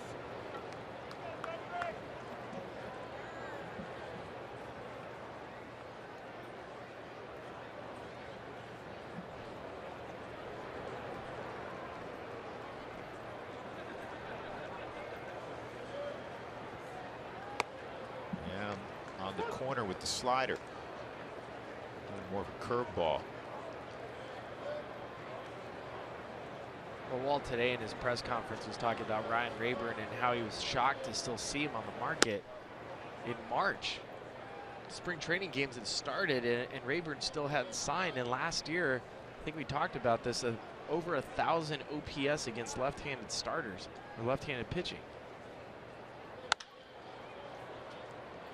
That's when you start to get nervous as a player. Well, is anybody going to call? You have to just still stay in shape. You know, hopefully you get that phone call, and he did. I mean, Nelson Cruz, you know the power. A couple left-handers on that list, and Votto and Harper. They're just flat-out good hitters. It doesn't matter who you're throwing. This ball's lifted to fairly deep left field. It's got a chance. Way back on. Home run. Ryan Rayburn, just enough to get it out of here, and the Rockies have a 2-run lead. It's 4-2. His first Colorado home run. Just his 3rd career hit against Arizona. Came into the ball game 1 for 24 lifetime against the Diamondbacks. And a 1-2 pitch.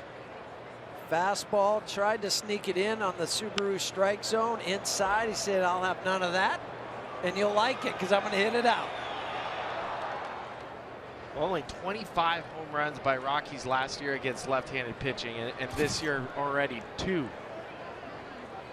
Make it 3. Make it 3. You got 3 today. Forgot about DJ. Yep, DJ has one, obviously storied.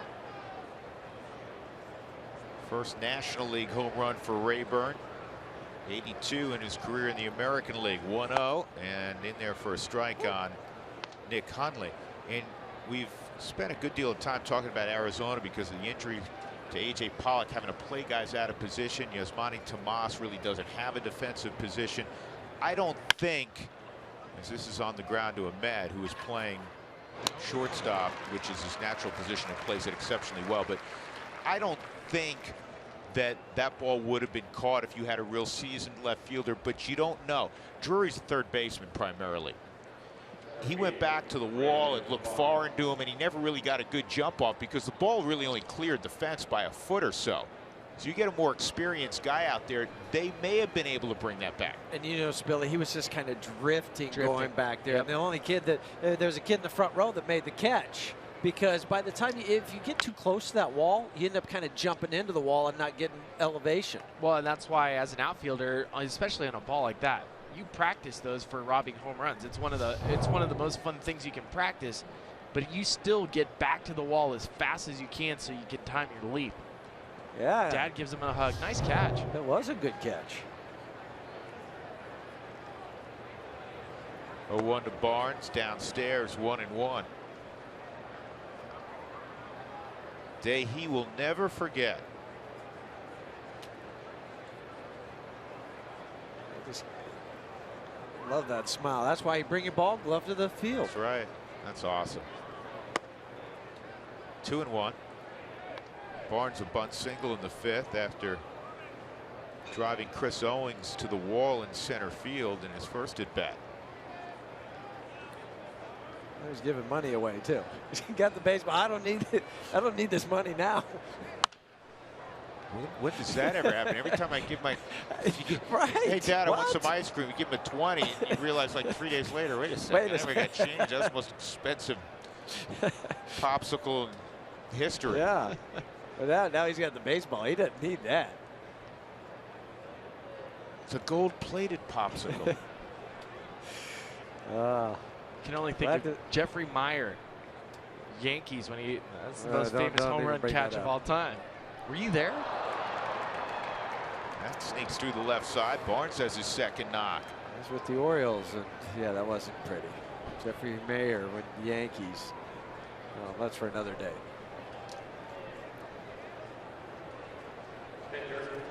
Now, how good is this though with that base hit?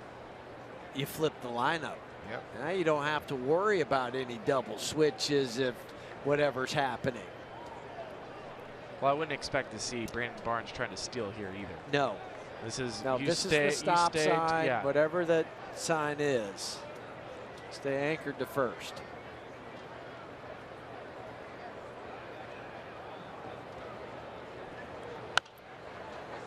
Chatwood fouls that first offering off. Chatty wants to get him. 521 batting average his junior year in high school.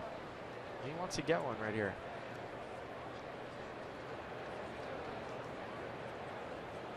Shortstop when he wasn't pitching in high school.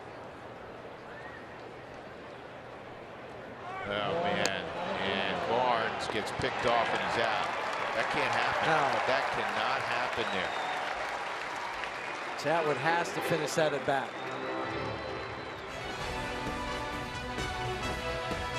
4-2, Rockies on the Ravens.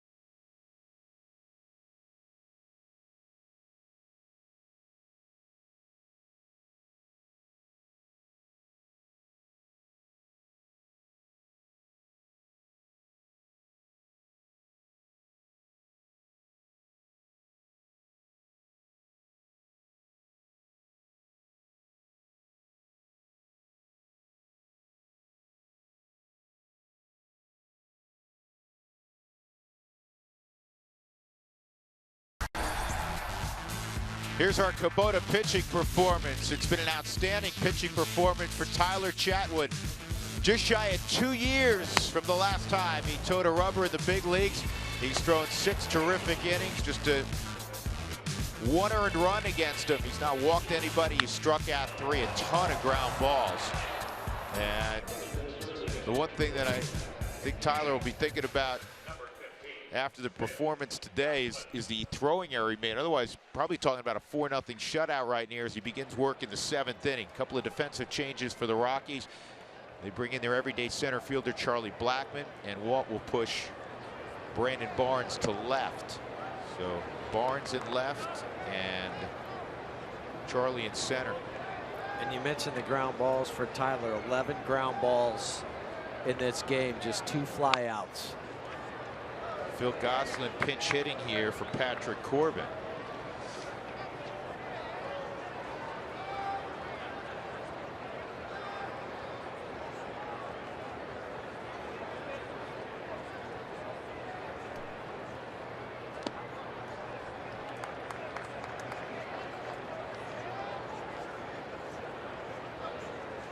Good start from Patrick Corbin. 7 innings pitched, 6 strikeouts. He gave up 3 home runs, but talking about watching Zach Greinke, and then you see Shelby Miller and nobody being able to get past the 7th inning.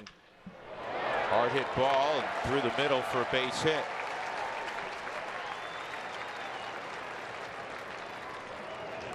I'll bring up Nick Ahmed. Miguel Castro.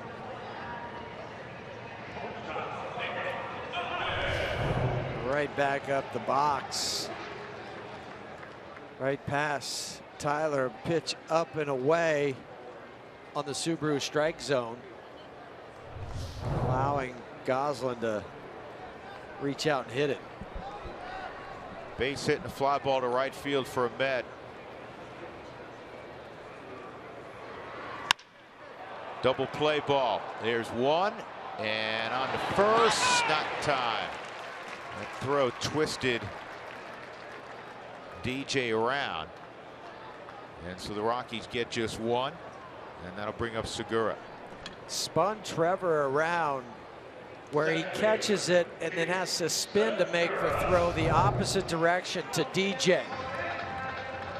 Now he's got it, but then the high throw to DJ, and he wisely made sure to keep his foot on the bag to get that lead runner. Don't make the mistake, because remember now, this year's different than other ones. The neighborhood play is reviewable. Good point. Yep, it's huge. And I think every team in baseball spent a good portion of March, almost like PFPs, with the pitcher fielding practice, making sure their middle infielders were not taking too many liberties around the bag as you could do in the past. Because you can break it down frame by frame now. When that ball's in the glove, are they still in contact with the base? Because before, you used to cheat, no doubt about it. I'd come across the bag, sometimes as a shortstop, I wouldn't even hit the bag. Right. I'd be 3 or 4 inches behind it, so I could make sure that I wasn't locked up with the base. As a second baseman, I'm clearing myself. I don't want that guy bearing down on me. Boone Logan on the left side has joined Miguel Castro. Get off the ball. That was a defensive swing. That was like a fly swatter. That's the fly swatter approach. All of a sudden in the corner, yeah, you see a bug coming at you, you throw your hand up. I've seen guys swing and miss and get squared up in the chest with, Yeah, with the I ball. saw that too.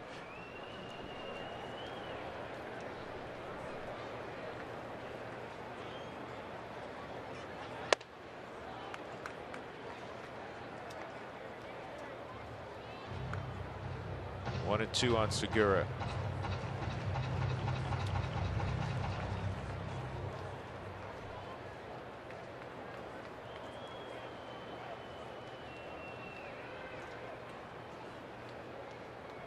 Met at first with one out. Rockies up 4-2. And that's a base hit. And Med's going to go first to third. Chris Owings coming up. A little less movement probably the last couple of hitters, because we've seen 3 of the hardest hit balls all day against Tyler Chatwood. Take a look to see. Not bad, but more just vertical where it was going down, not down and away to Segura.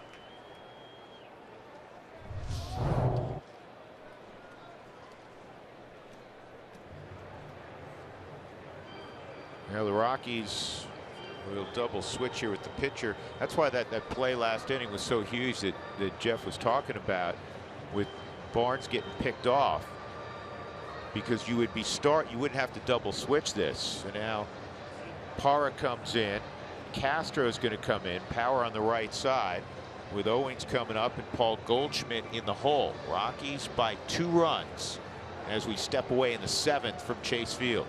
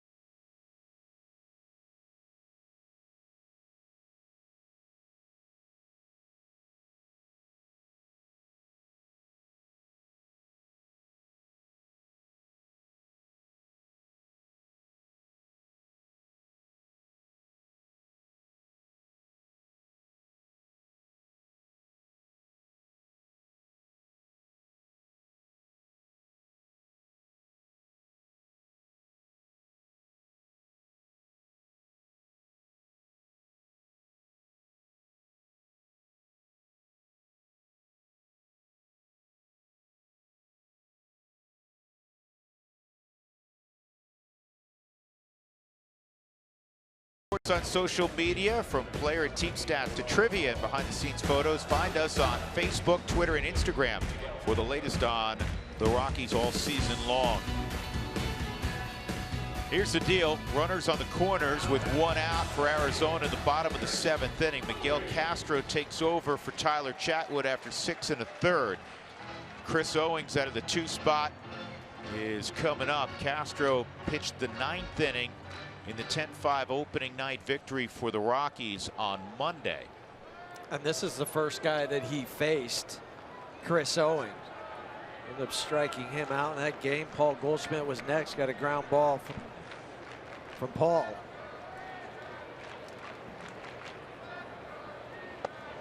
He goes slider way inside, ball 1. Again, Gerardo Parra now in left field.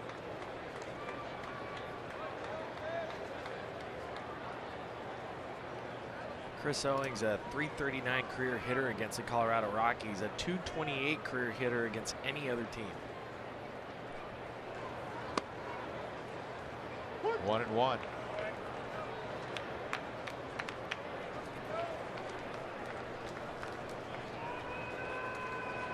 What a job by Chatwood.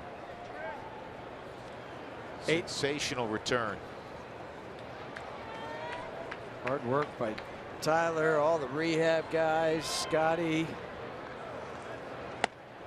High slider, more of a frisbee, got away with it, and it's 1-2. That's not where you want to miss. No, not with the runner at third base. We get lucky with some hanging, breaking pitches at times. That was one. It was up in the Subaru strike zone.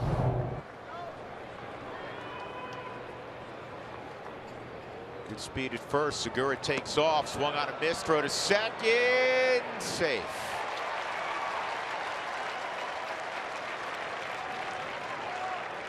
Now you have an interesting decision.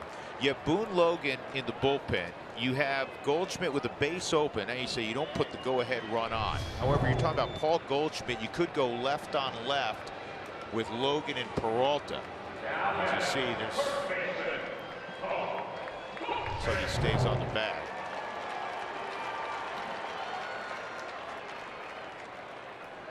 See how the Rockies handle this. Foster's going to come running out of the dugout. You know, conventional wisdom is you never put the go-ahead run out, but this is a different cat. It's a totally different cat. I mean, this is the best hitter, well, arguably the best right-handed hitter in the National League West. I put Nolan up there above Goldie just because we see him every single day, but he will not leave the strike zone. And in situations with runners in scoring position, he will take his walk. You don't have to go and give 4 if you're going to pitch around him. And the other thing I'm looking at right now, if you do decide to do that, what's the matchup numbers with Boone Logan and David Peralta? Peralta's 1 for 7 off of Boone. So it's an option.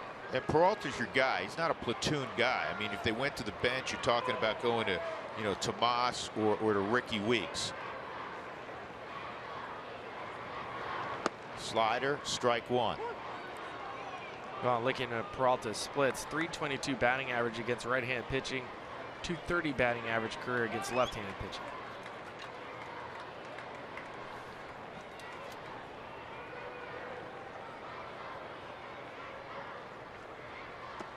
One and one.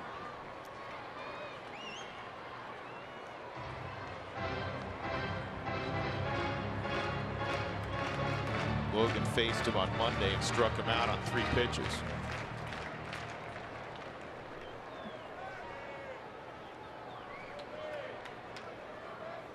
Goldschmidt today, strikeout, hit by a pitch, and a line drive to short. 1-1. 2-1.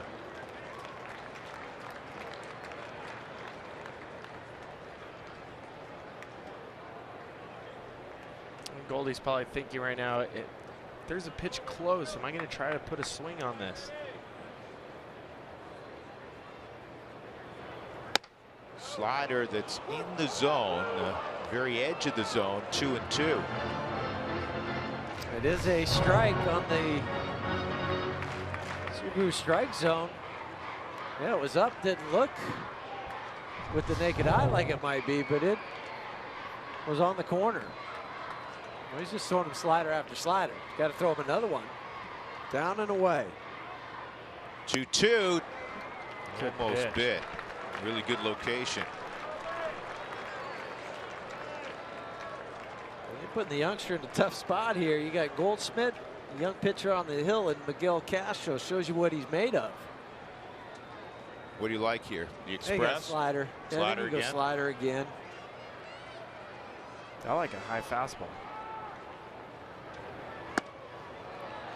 So he goes slider, takes it off the plate, and now you're going to see Peralta with the bases loaded, and Boone Logan, I'm sure, will be summoned.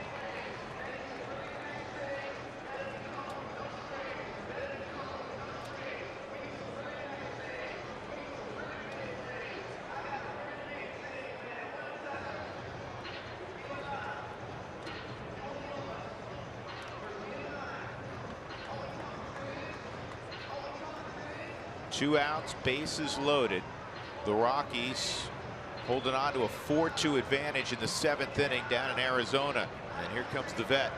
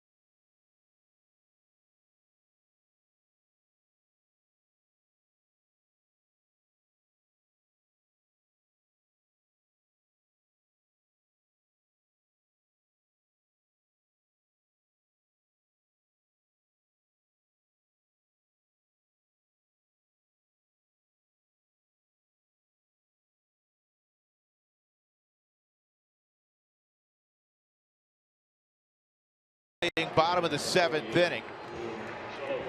Time for the Rockies home opener. It's less than 48 hours away. Tune in to Root Sports on Friday to see the Rockies and the Padres at Coors Field. Coverage will kick off at 1 o'clock with a special 1-hour pregame show. Jordan Lyles will have the baseball for the Rockies. They take on San Diego. Right now, Boone Logan trying to get David Peralta with the bases loaded and 2 outs. Again, he struck him out on Monday night on 3 pitches.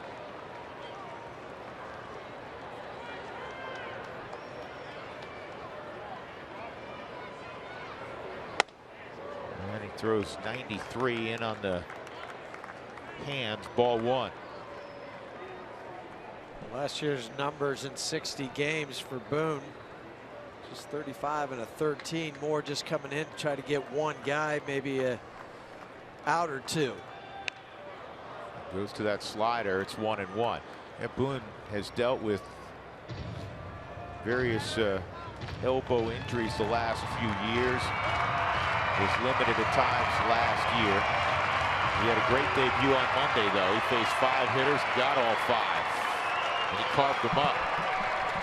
It just took him 19 pitches to go through those 5 outs.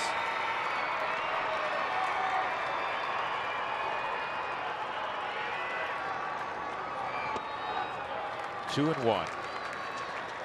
Good speed on for Arizona, and they've swung it well with the bases loaded in this series.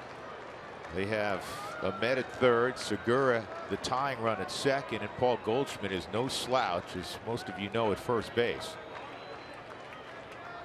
He doesn't run like a typical first baseman. 2-1.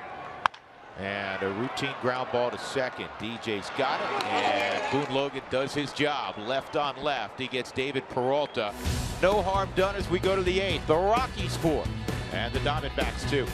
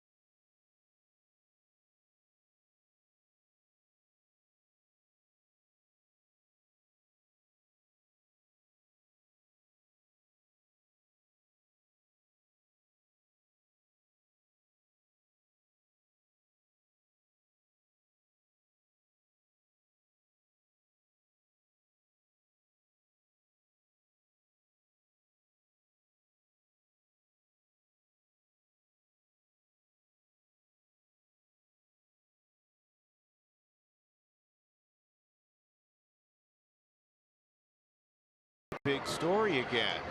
2-run home run in the first inning. Rockies leading 4-2 upstairs with Jeff Hewson and Ryan Spilborghs. I'm Drew Goodman. This has had a little everything. Long balls again from the Rockies and quality pitching from Tyler Chatwood. Well, I think you talked about this earlier. 11-32 last year against left-handed starting pitching. And when you go out and you get a guy like Ryan Rayburn, we're starting to see Trevor Story with the home run again. Both guys hitting home runs, changing a difference against the left-handed pitching. That's something we wanted to see. And, of course, Tyler Chatwood. And what a return it was for him. A lot's been built up about the rotation and what's going to happen. Tyler Chatwood, is he going to be able to? I think he answered the bell today, no doubt about it. 6 1/3. Maybe the last couple of hitters maybe ran out a little gas, but still, I have him down for 12 ground ball outs, just 2 flyouts. He was terrific. A lot of mishit ground balls, not atom balls, but just mishit ground balls. Randall Delgado making his second appearance of the series here in the 8th inning, and it'll be Gerardo Parra first, and then DJ LeMahieu to be followed by Trevor Story. Well, Delgado, like Miguel Castro, a big arm, but we saw an inordinate amount of sliders from him the other day. Yeah, and as you mentioned, Castro, that's what he did too. Just came in through slider, slider, slider. These guys have plus fastballs. Well, Delgado goes slider, and it's swung on and missed by Parra, who played in 787 games with Arizona between 2009 and 2014. 274 average. Won a couple Gold Gloves.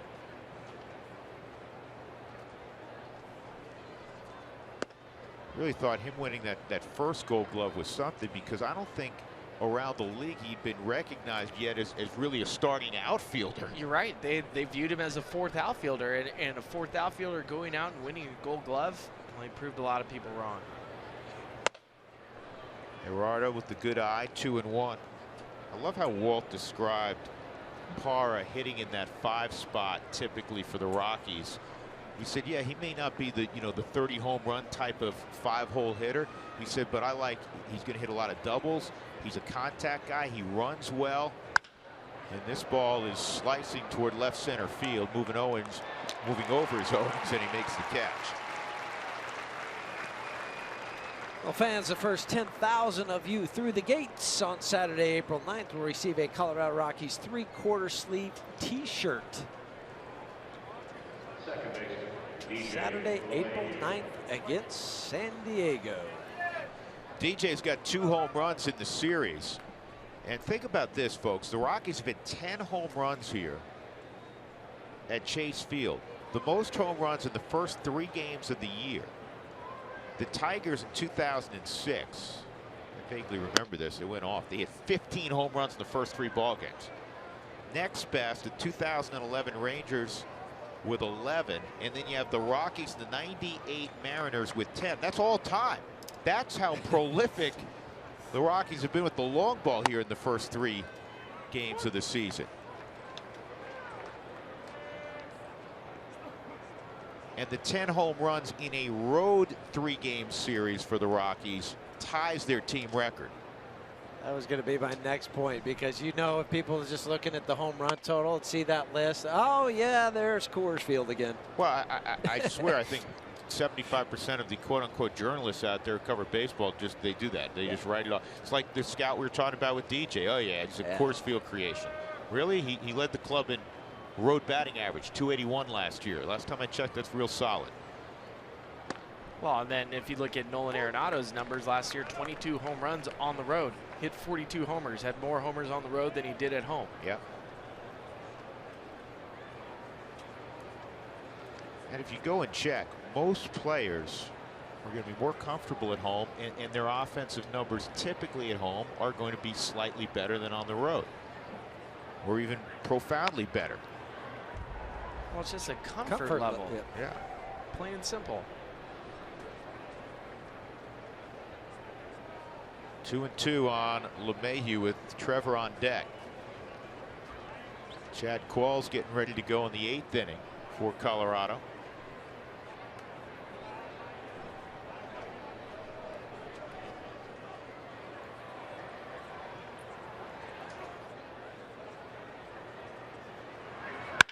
This ball hit sharply right at Nick Ahmed.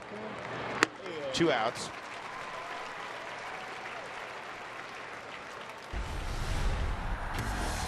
Here's our Jimmy John's delivery of the game. First inning, Trevor Story hit a home run in like 12 hours or something. 2-run shot to extreme left center field. Off the facade of that overhanging deck. First player in the history of the game with 4 home runs in his first 3 big league games. Push that record out even further. Go hit another one. I still wouldn't mind to see a single. Eventually he's going to have to mix it in something different. Mix in something else other than a home run, you'd think. So Doug did some research for us. Since 1974, that's about as far back as he can go, he says. Most extra base hits without a single to start a career is Cargo with 7. Wow. So 7 games, or 7 hits. And then Aaron Altair. This ball's deep to left field. It's got a chance to fly. I was hoping. I was trying to give it some lift. Trying to give get it it some up. extra Fly juice. ball. Get in the weight room. Come on, Trevor.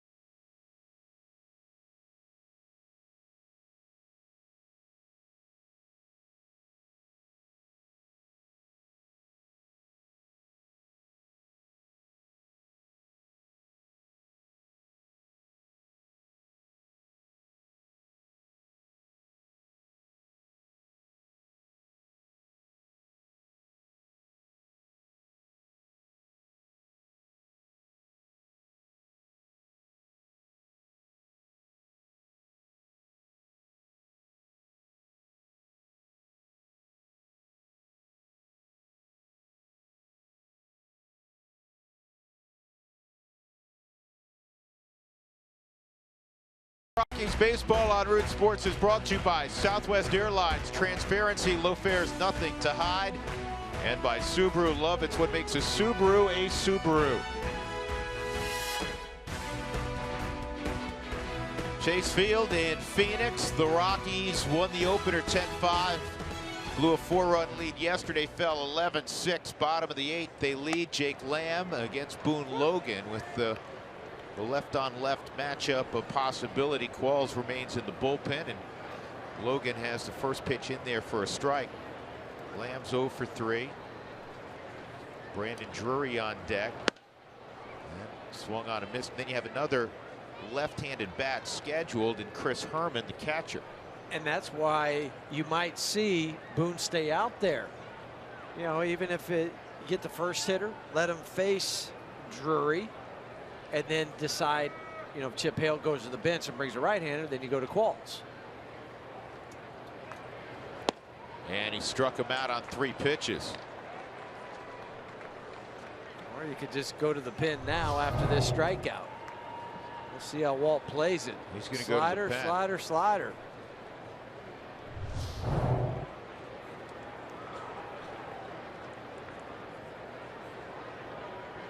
And the thought, I'm sure, with Walt is that Lamb was the far more dangerous left-handed bat, with all due respect to Chris Herman. Well, Boone saw five hitters on the first day, Tuesday. So here comes Qualls with the Rockies up 4-2, 1 out, nobody on in the 8th.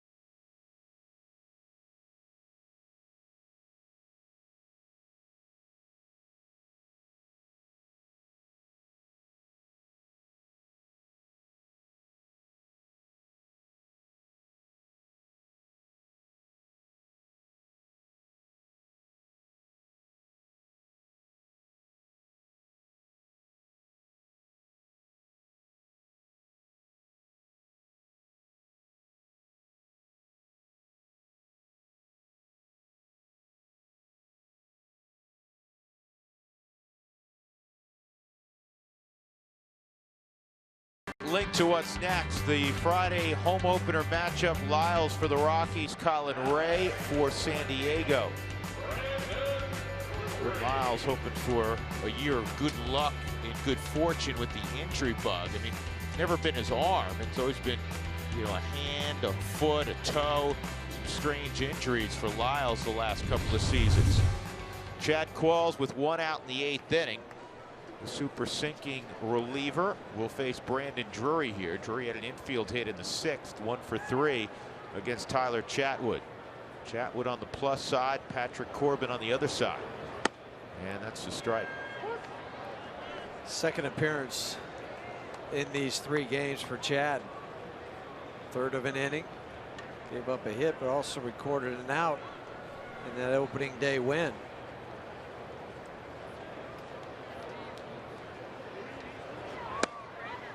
And another slider. 0-2.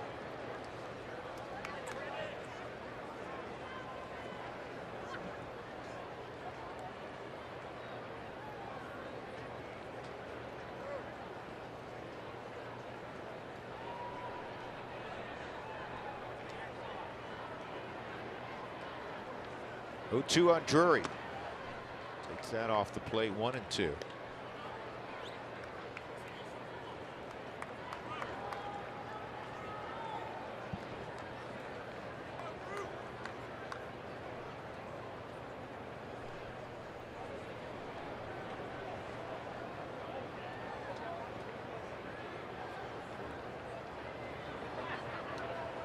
Slider again.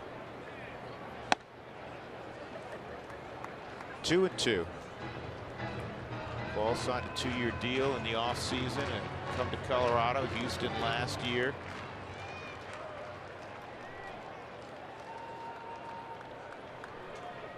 He has the most service time of any Rocky, followed by Jorge De La Rosa. See ya. Strike 3. Crossed him up. He thought he was going back slider. Painted down in the Subaru strike zone, and the knees at 90 miles an hour catches him looking. Well, we've seen already from the Rockies relievers a lot of off-speed pitches from the Rockies relievers, and there's the fastball. Sometimes you call it pitching backwards. Can be effective, especially to a young hitter like Brandon Drury.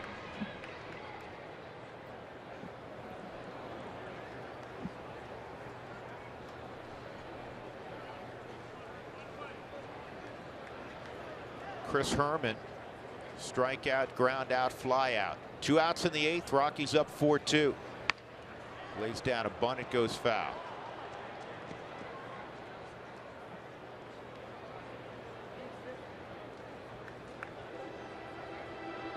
Trying to surprise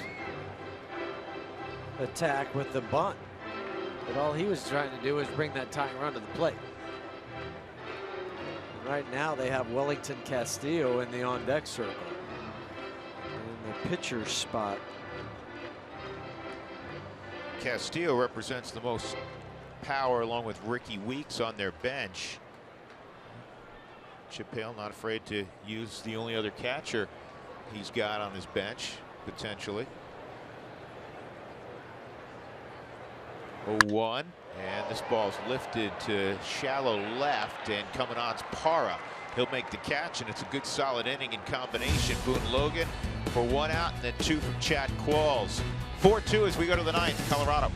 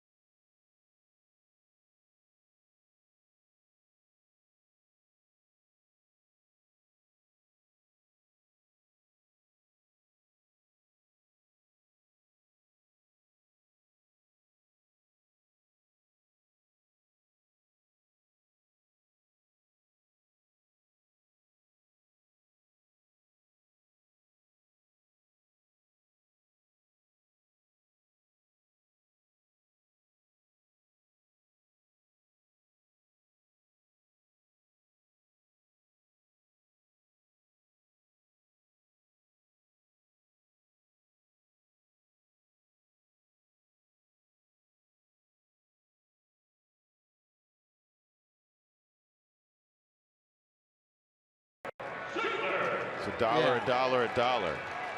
Brad Ziegler, the closer for the Diamondbacks, has not been used yet in 2016, so it'll be used right here by Chip Hale in the top of the ninth. The Rockies have Cargo, Nolan Arenado, and Mark Reynolds. You see last year for Ziegler, 30 of 32 in save opportunities, and he converted 28 saves to end that season.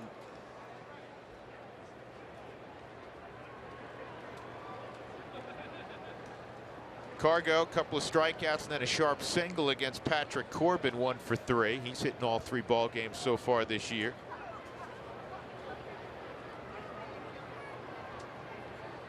Oh for 3 in his matchups with Ziegler.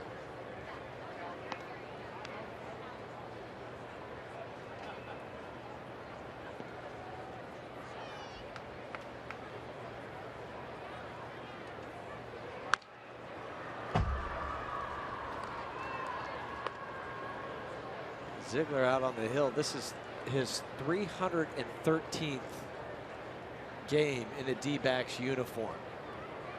Can you listen to this now? He's #1 all time. Yeah, I don't think I would have thought that. No. Next is Valverde, then Hernandez. David Hernandez made a lot of appearances. Brandon Lyon is 5th at 234. Brandon Lyon's one of those guys that started and then went to the pen. That's way inside. I always point this out. It's 3-1. When closers come in to quote unquote get work because they haven't been utilized and it's not a save situation, oftentimes they're not real sharp. It's just that adrenaline junkie type of thing where you've got that going, you're ready to save a game, but you come in and you're trailing by 2. It's just different. And I know it's competition. I know guys are going up against a major league hitter, but there's just some switch that they're able to have when it's on the line. 3-2, and Cargo pulls it to Goldschmidt.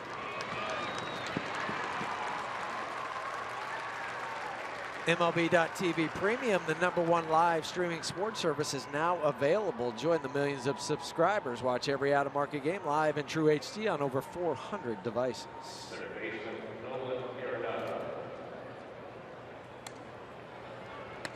So here's Nolan Arenado. Nolan ground ball to second, robbed of a hit by Jake Lamb, and then he drove a ball to deep center field his last time up.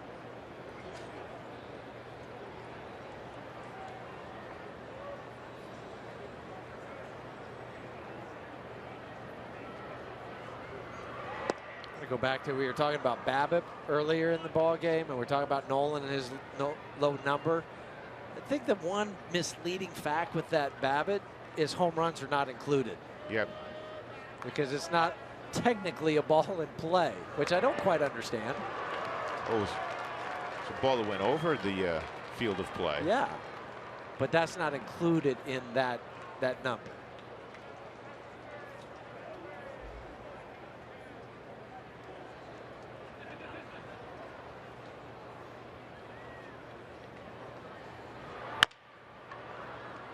Big chopper to Segura.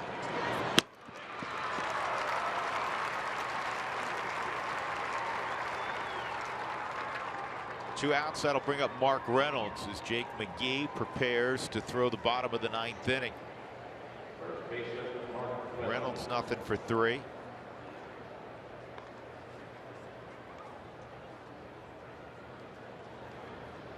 Discussing appearances in the Arizona history books. Active appearances. Chad Qualls is second after pitching in the 8th inning with 782. Second to K-Rod, who's working on 860 appearances. So they're 1-2 active in Major League Baseball. On the corner, it's 0-2.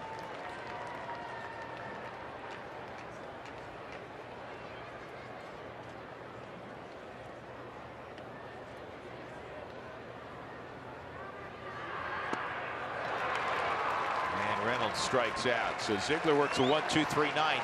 We'll go to the bottom of the ninth. Jake McGee will try to close it out. Rockies up 4-2.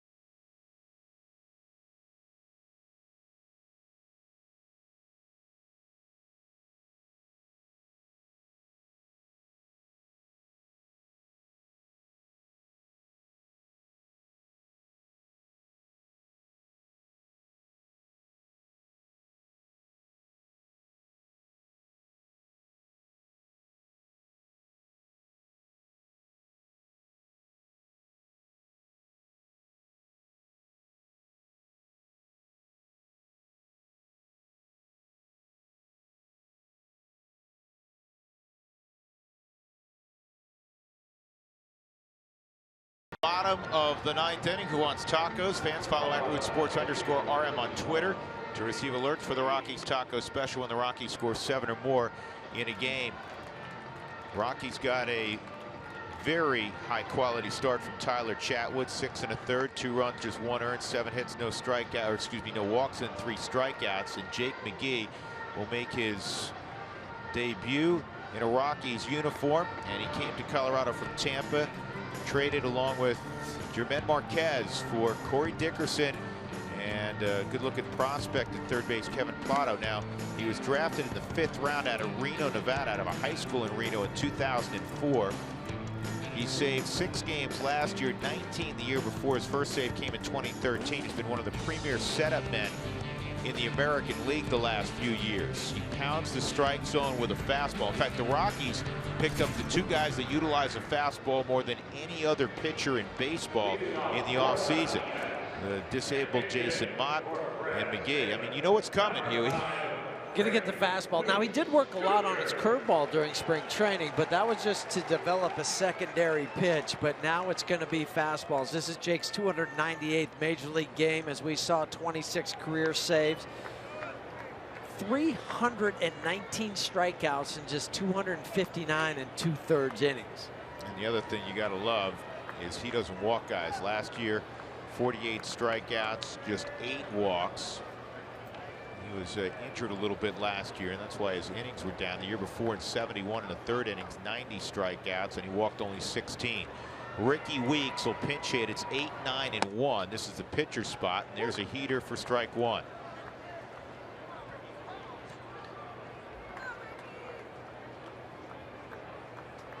You know, the adrenaline now for McGee is pretty high up. To come in and hit his first Rocky save.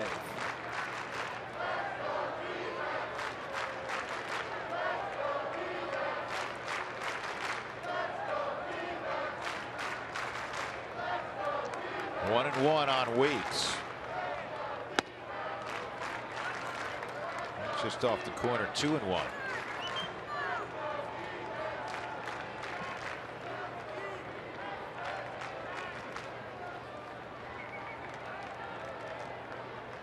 A 5th round pick of the Diamondbacks out of high school. Turned down an opportunity to pitch at UNLV. 3-1. It's a little all over the Subaru strike zone. First pitch was there and sprayed the last 3.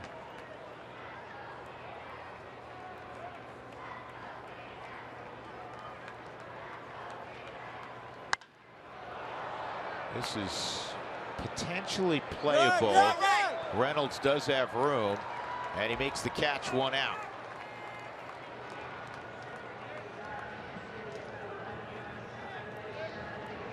all-important first out of the 9th inning for Jake. Falling behind 3-1, came back and got the easy pop-up.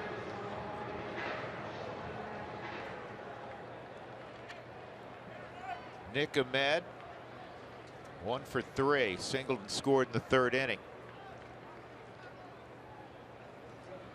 This game in contrast to the first two, where there was an abundance of runs. 4-2 Colorado, 4 runs, 8 hits and an error, 2 runs, 7 hits, no errors for Arizona. Fouled off out of play.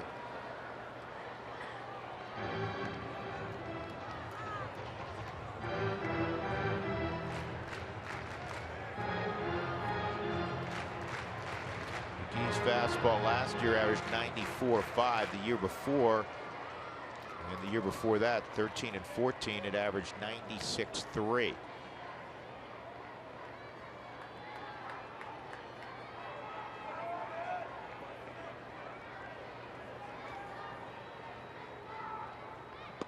And there's the curveball. 1-1. Just to keep the hitter honest. Now you go back to the Express.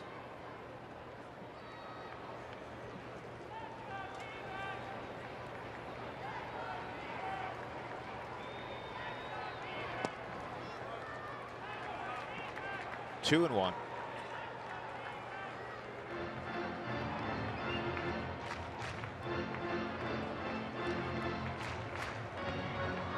Most of these guys haven't seen McGee, and most of these Diamondbacks McGee hasn't seen, obviously, when a guy switches leagues. I always think that's advantage pitcher. 2-1. That's inside. 3-1. So back-to-back 3-1 counts. That's unusual from Jake McGee. There's only 3 guys on the Diamondbacks rosters that have faced Jake. One of them we just saw, Ricky Weeks. The other one's Herman and Goldschmidt.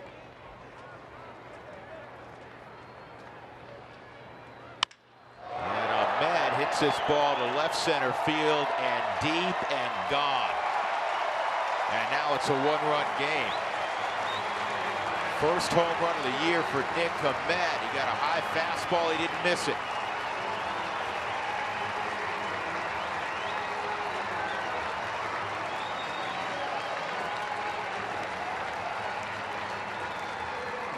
Fell behind Ahmed. And then Ahmed cheating on the fastball. The top of the zone. Gets the load. Hands, everything comes through all at once. And hits it 4 or 5 rows deep in left center. Gene Segura takes a strike. This is a guy with plenty of pop. 1 out, a run in. Owings on deck, and you don't want to see the guy after Owings. 1-1. Paul Goldschmidt looms in the hole.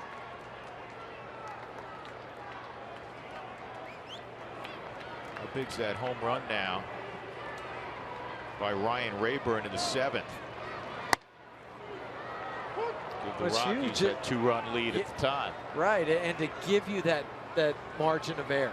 If you come out, Boone Logan and Chad Qualls, they did their job, but you have the 2-run lead from McGee, so he's not walking the tightrope coming out. Now it's more tenuous. There's 96 from McGee. Reach back for a little more. Been a lot of 93s, couple 94s.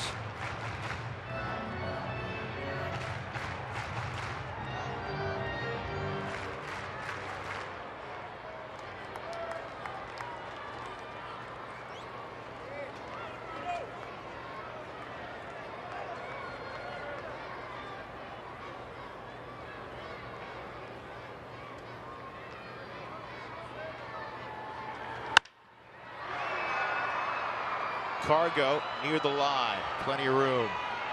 Out number 2.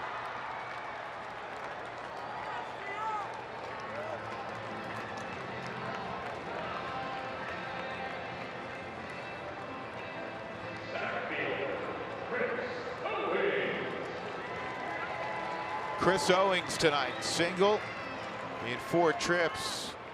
Reached on a fielder's choice in the 3rd that drove in a run. 1 for 4.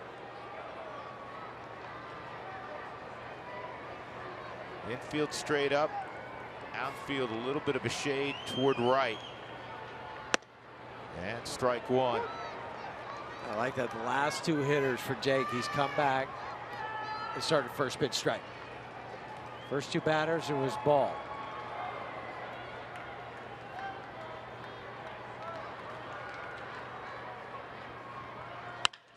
And this ball's in the air to Carr going right. This should end it. He's got it, and the Rockies have defeated the Diamondbacks 4-2. They win the opening series of 2016 on the road, no less. And a triumphant return for Tyler Chatwood. Almost 2 years since he last pitched in the big leagues, and the last spot he pitched was here at Chase Field. He returns with 6 1/3 terrific innings as he gets the win. McGee gets the save. The Rockies 4 and the Diamondbacks 3 as the Rockies take 2 of 3 in the desert. Well done. And now you're going to go home. You're 2-1. You've won the opening series out on the road. You go home on Friday to a raucous crowd there and enjoy starting off at Coors Field.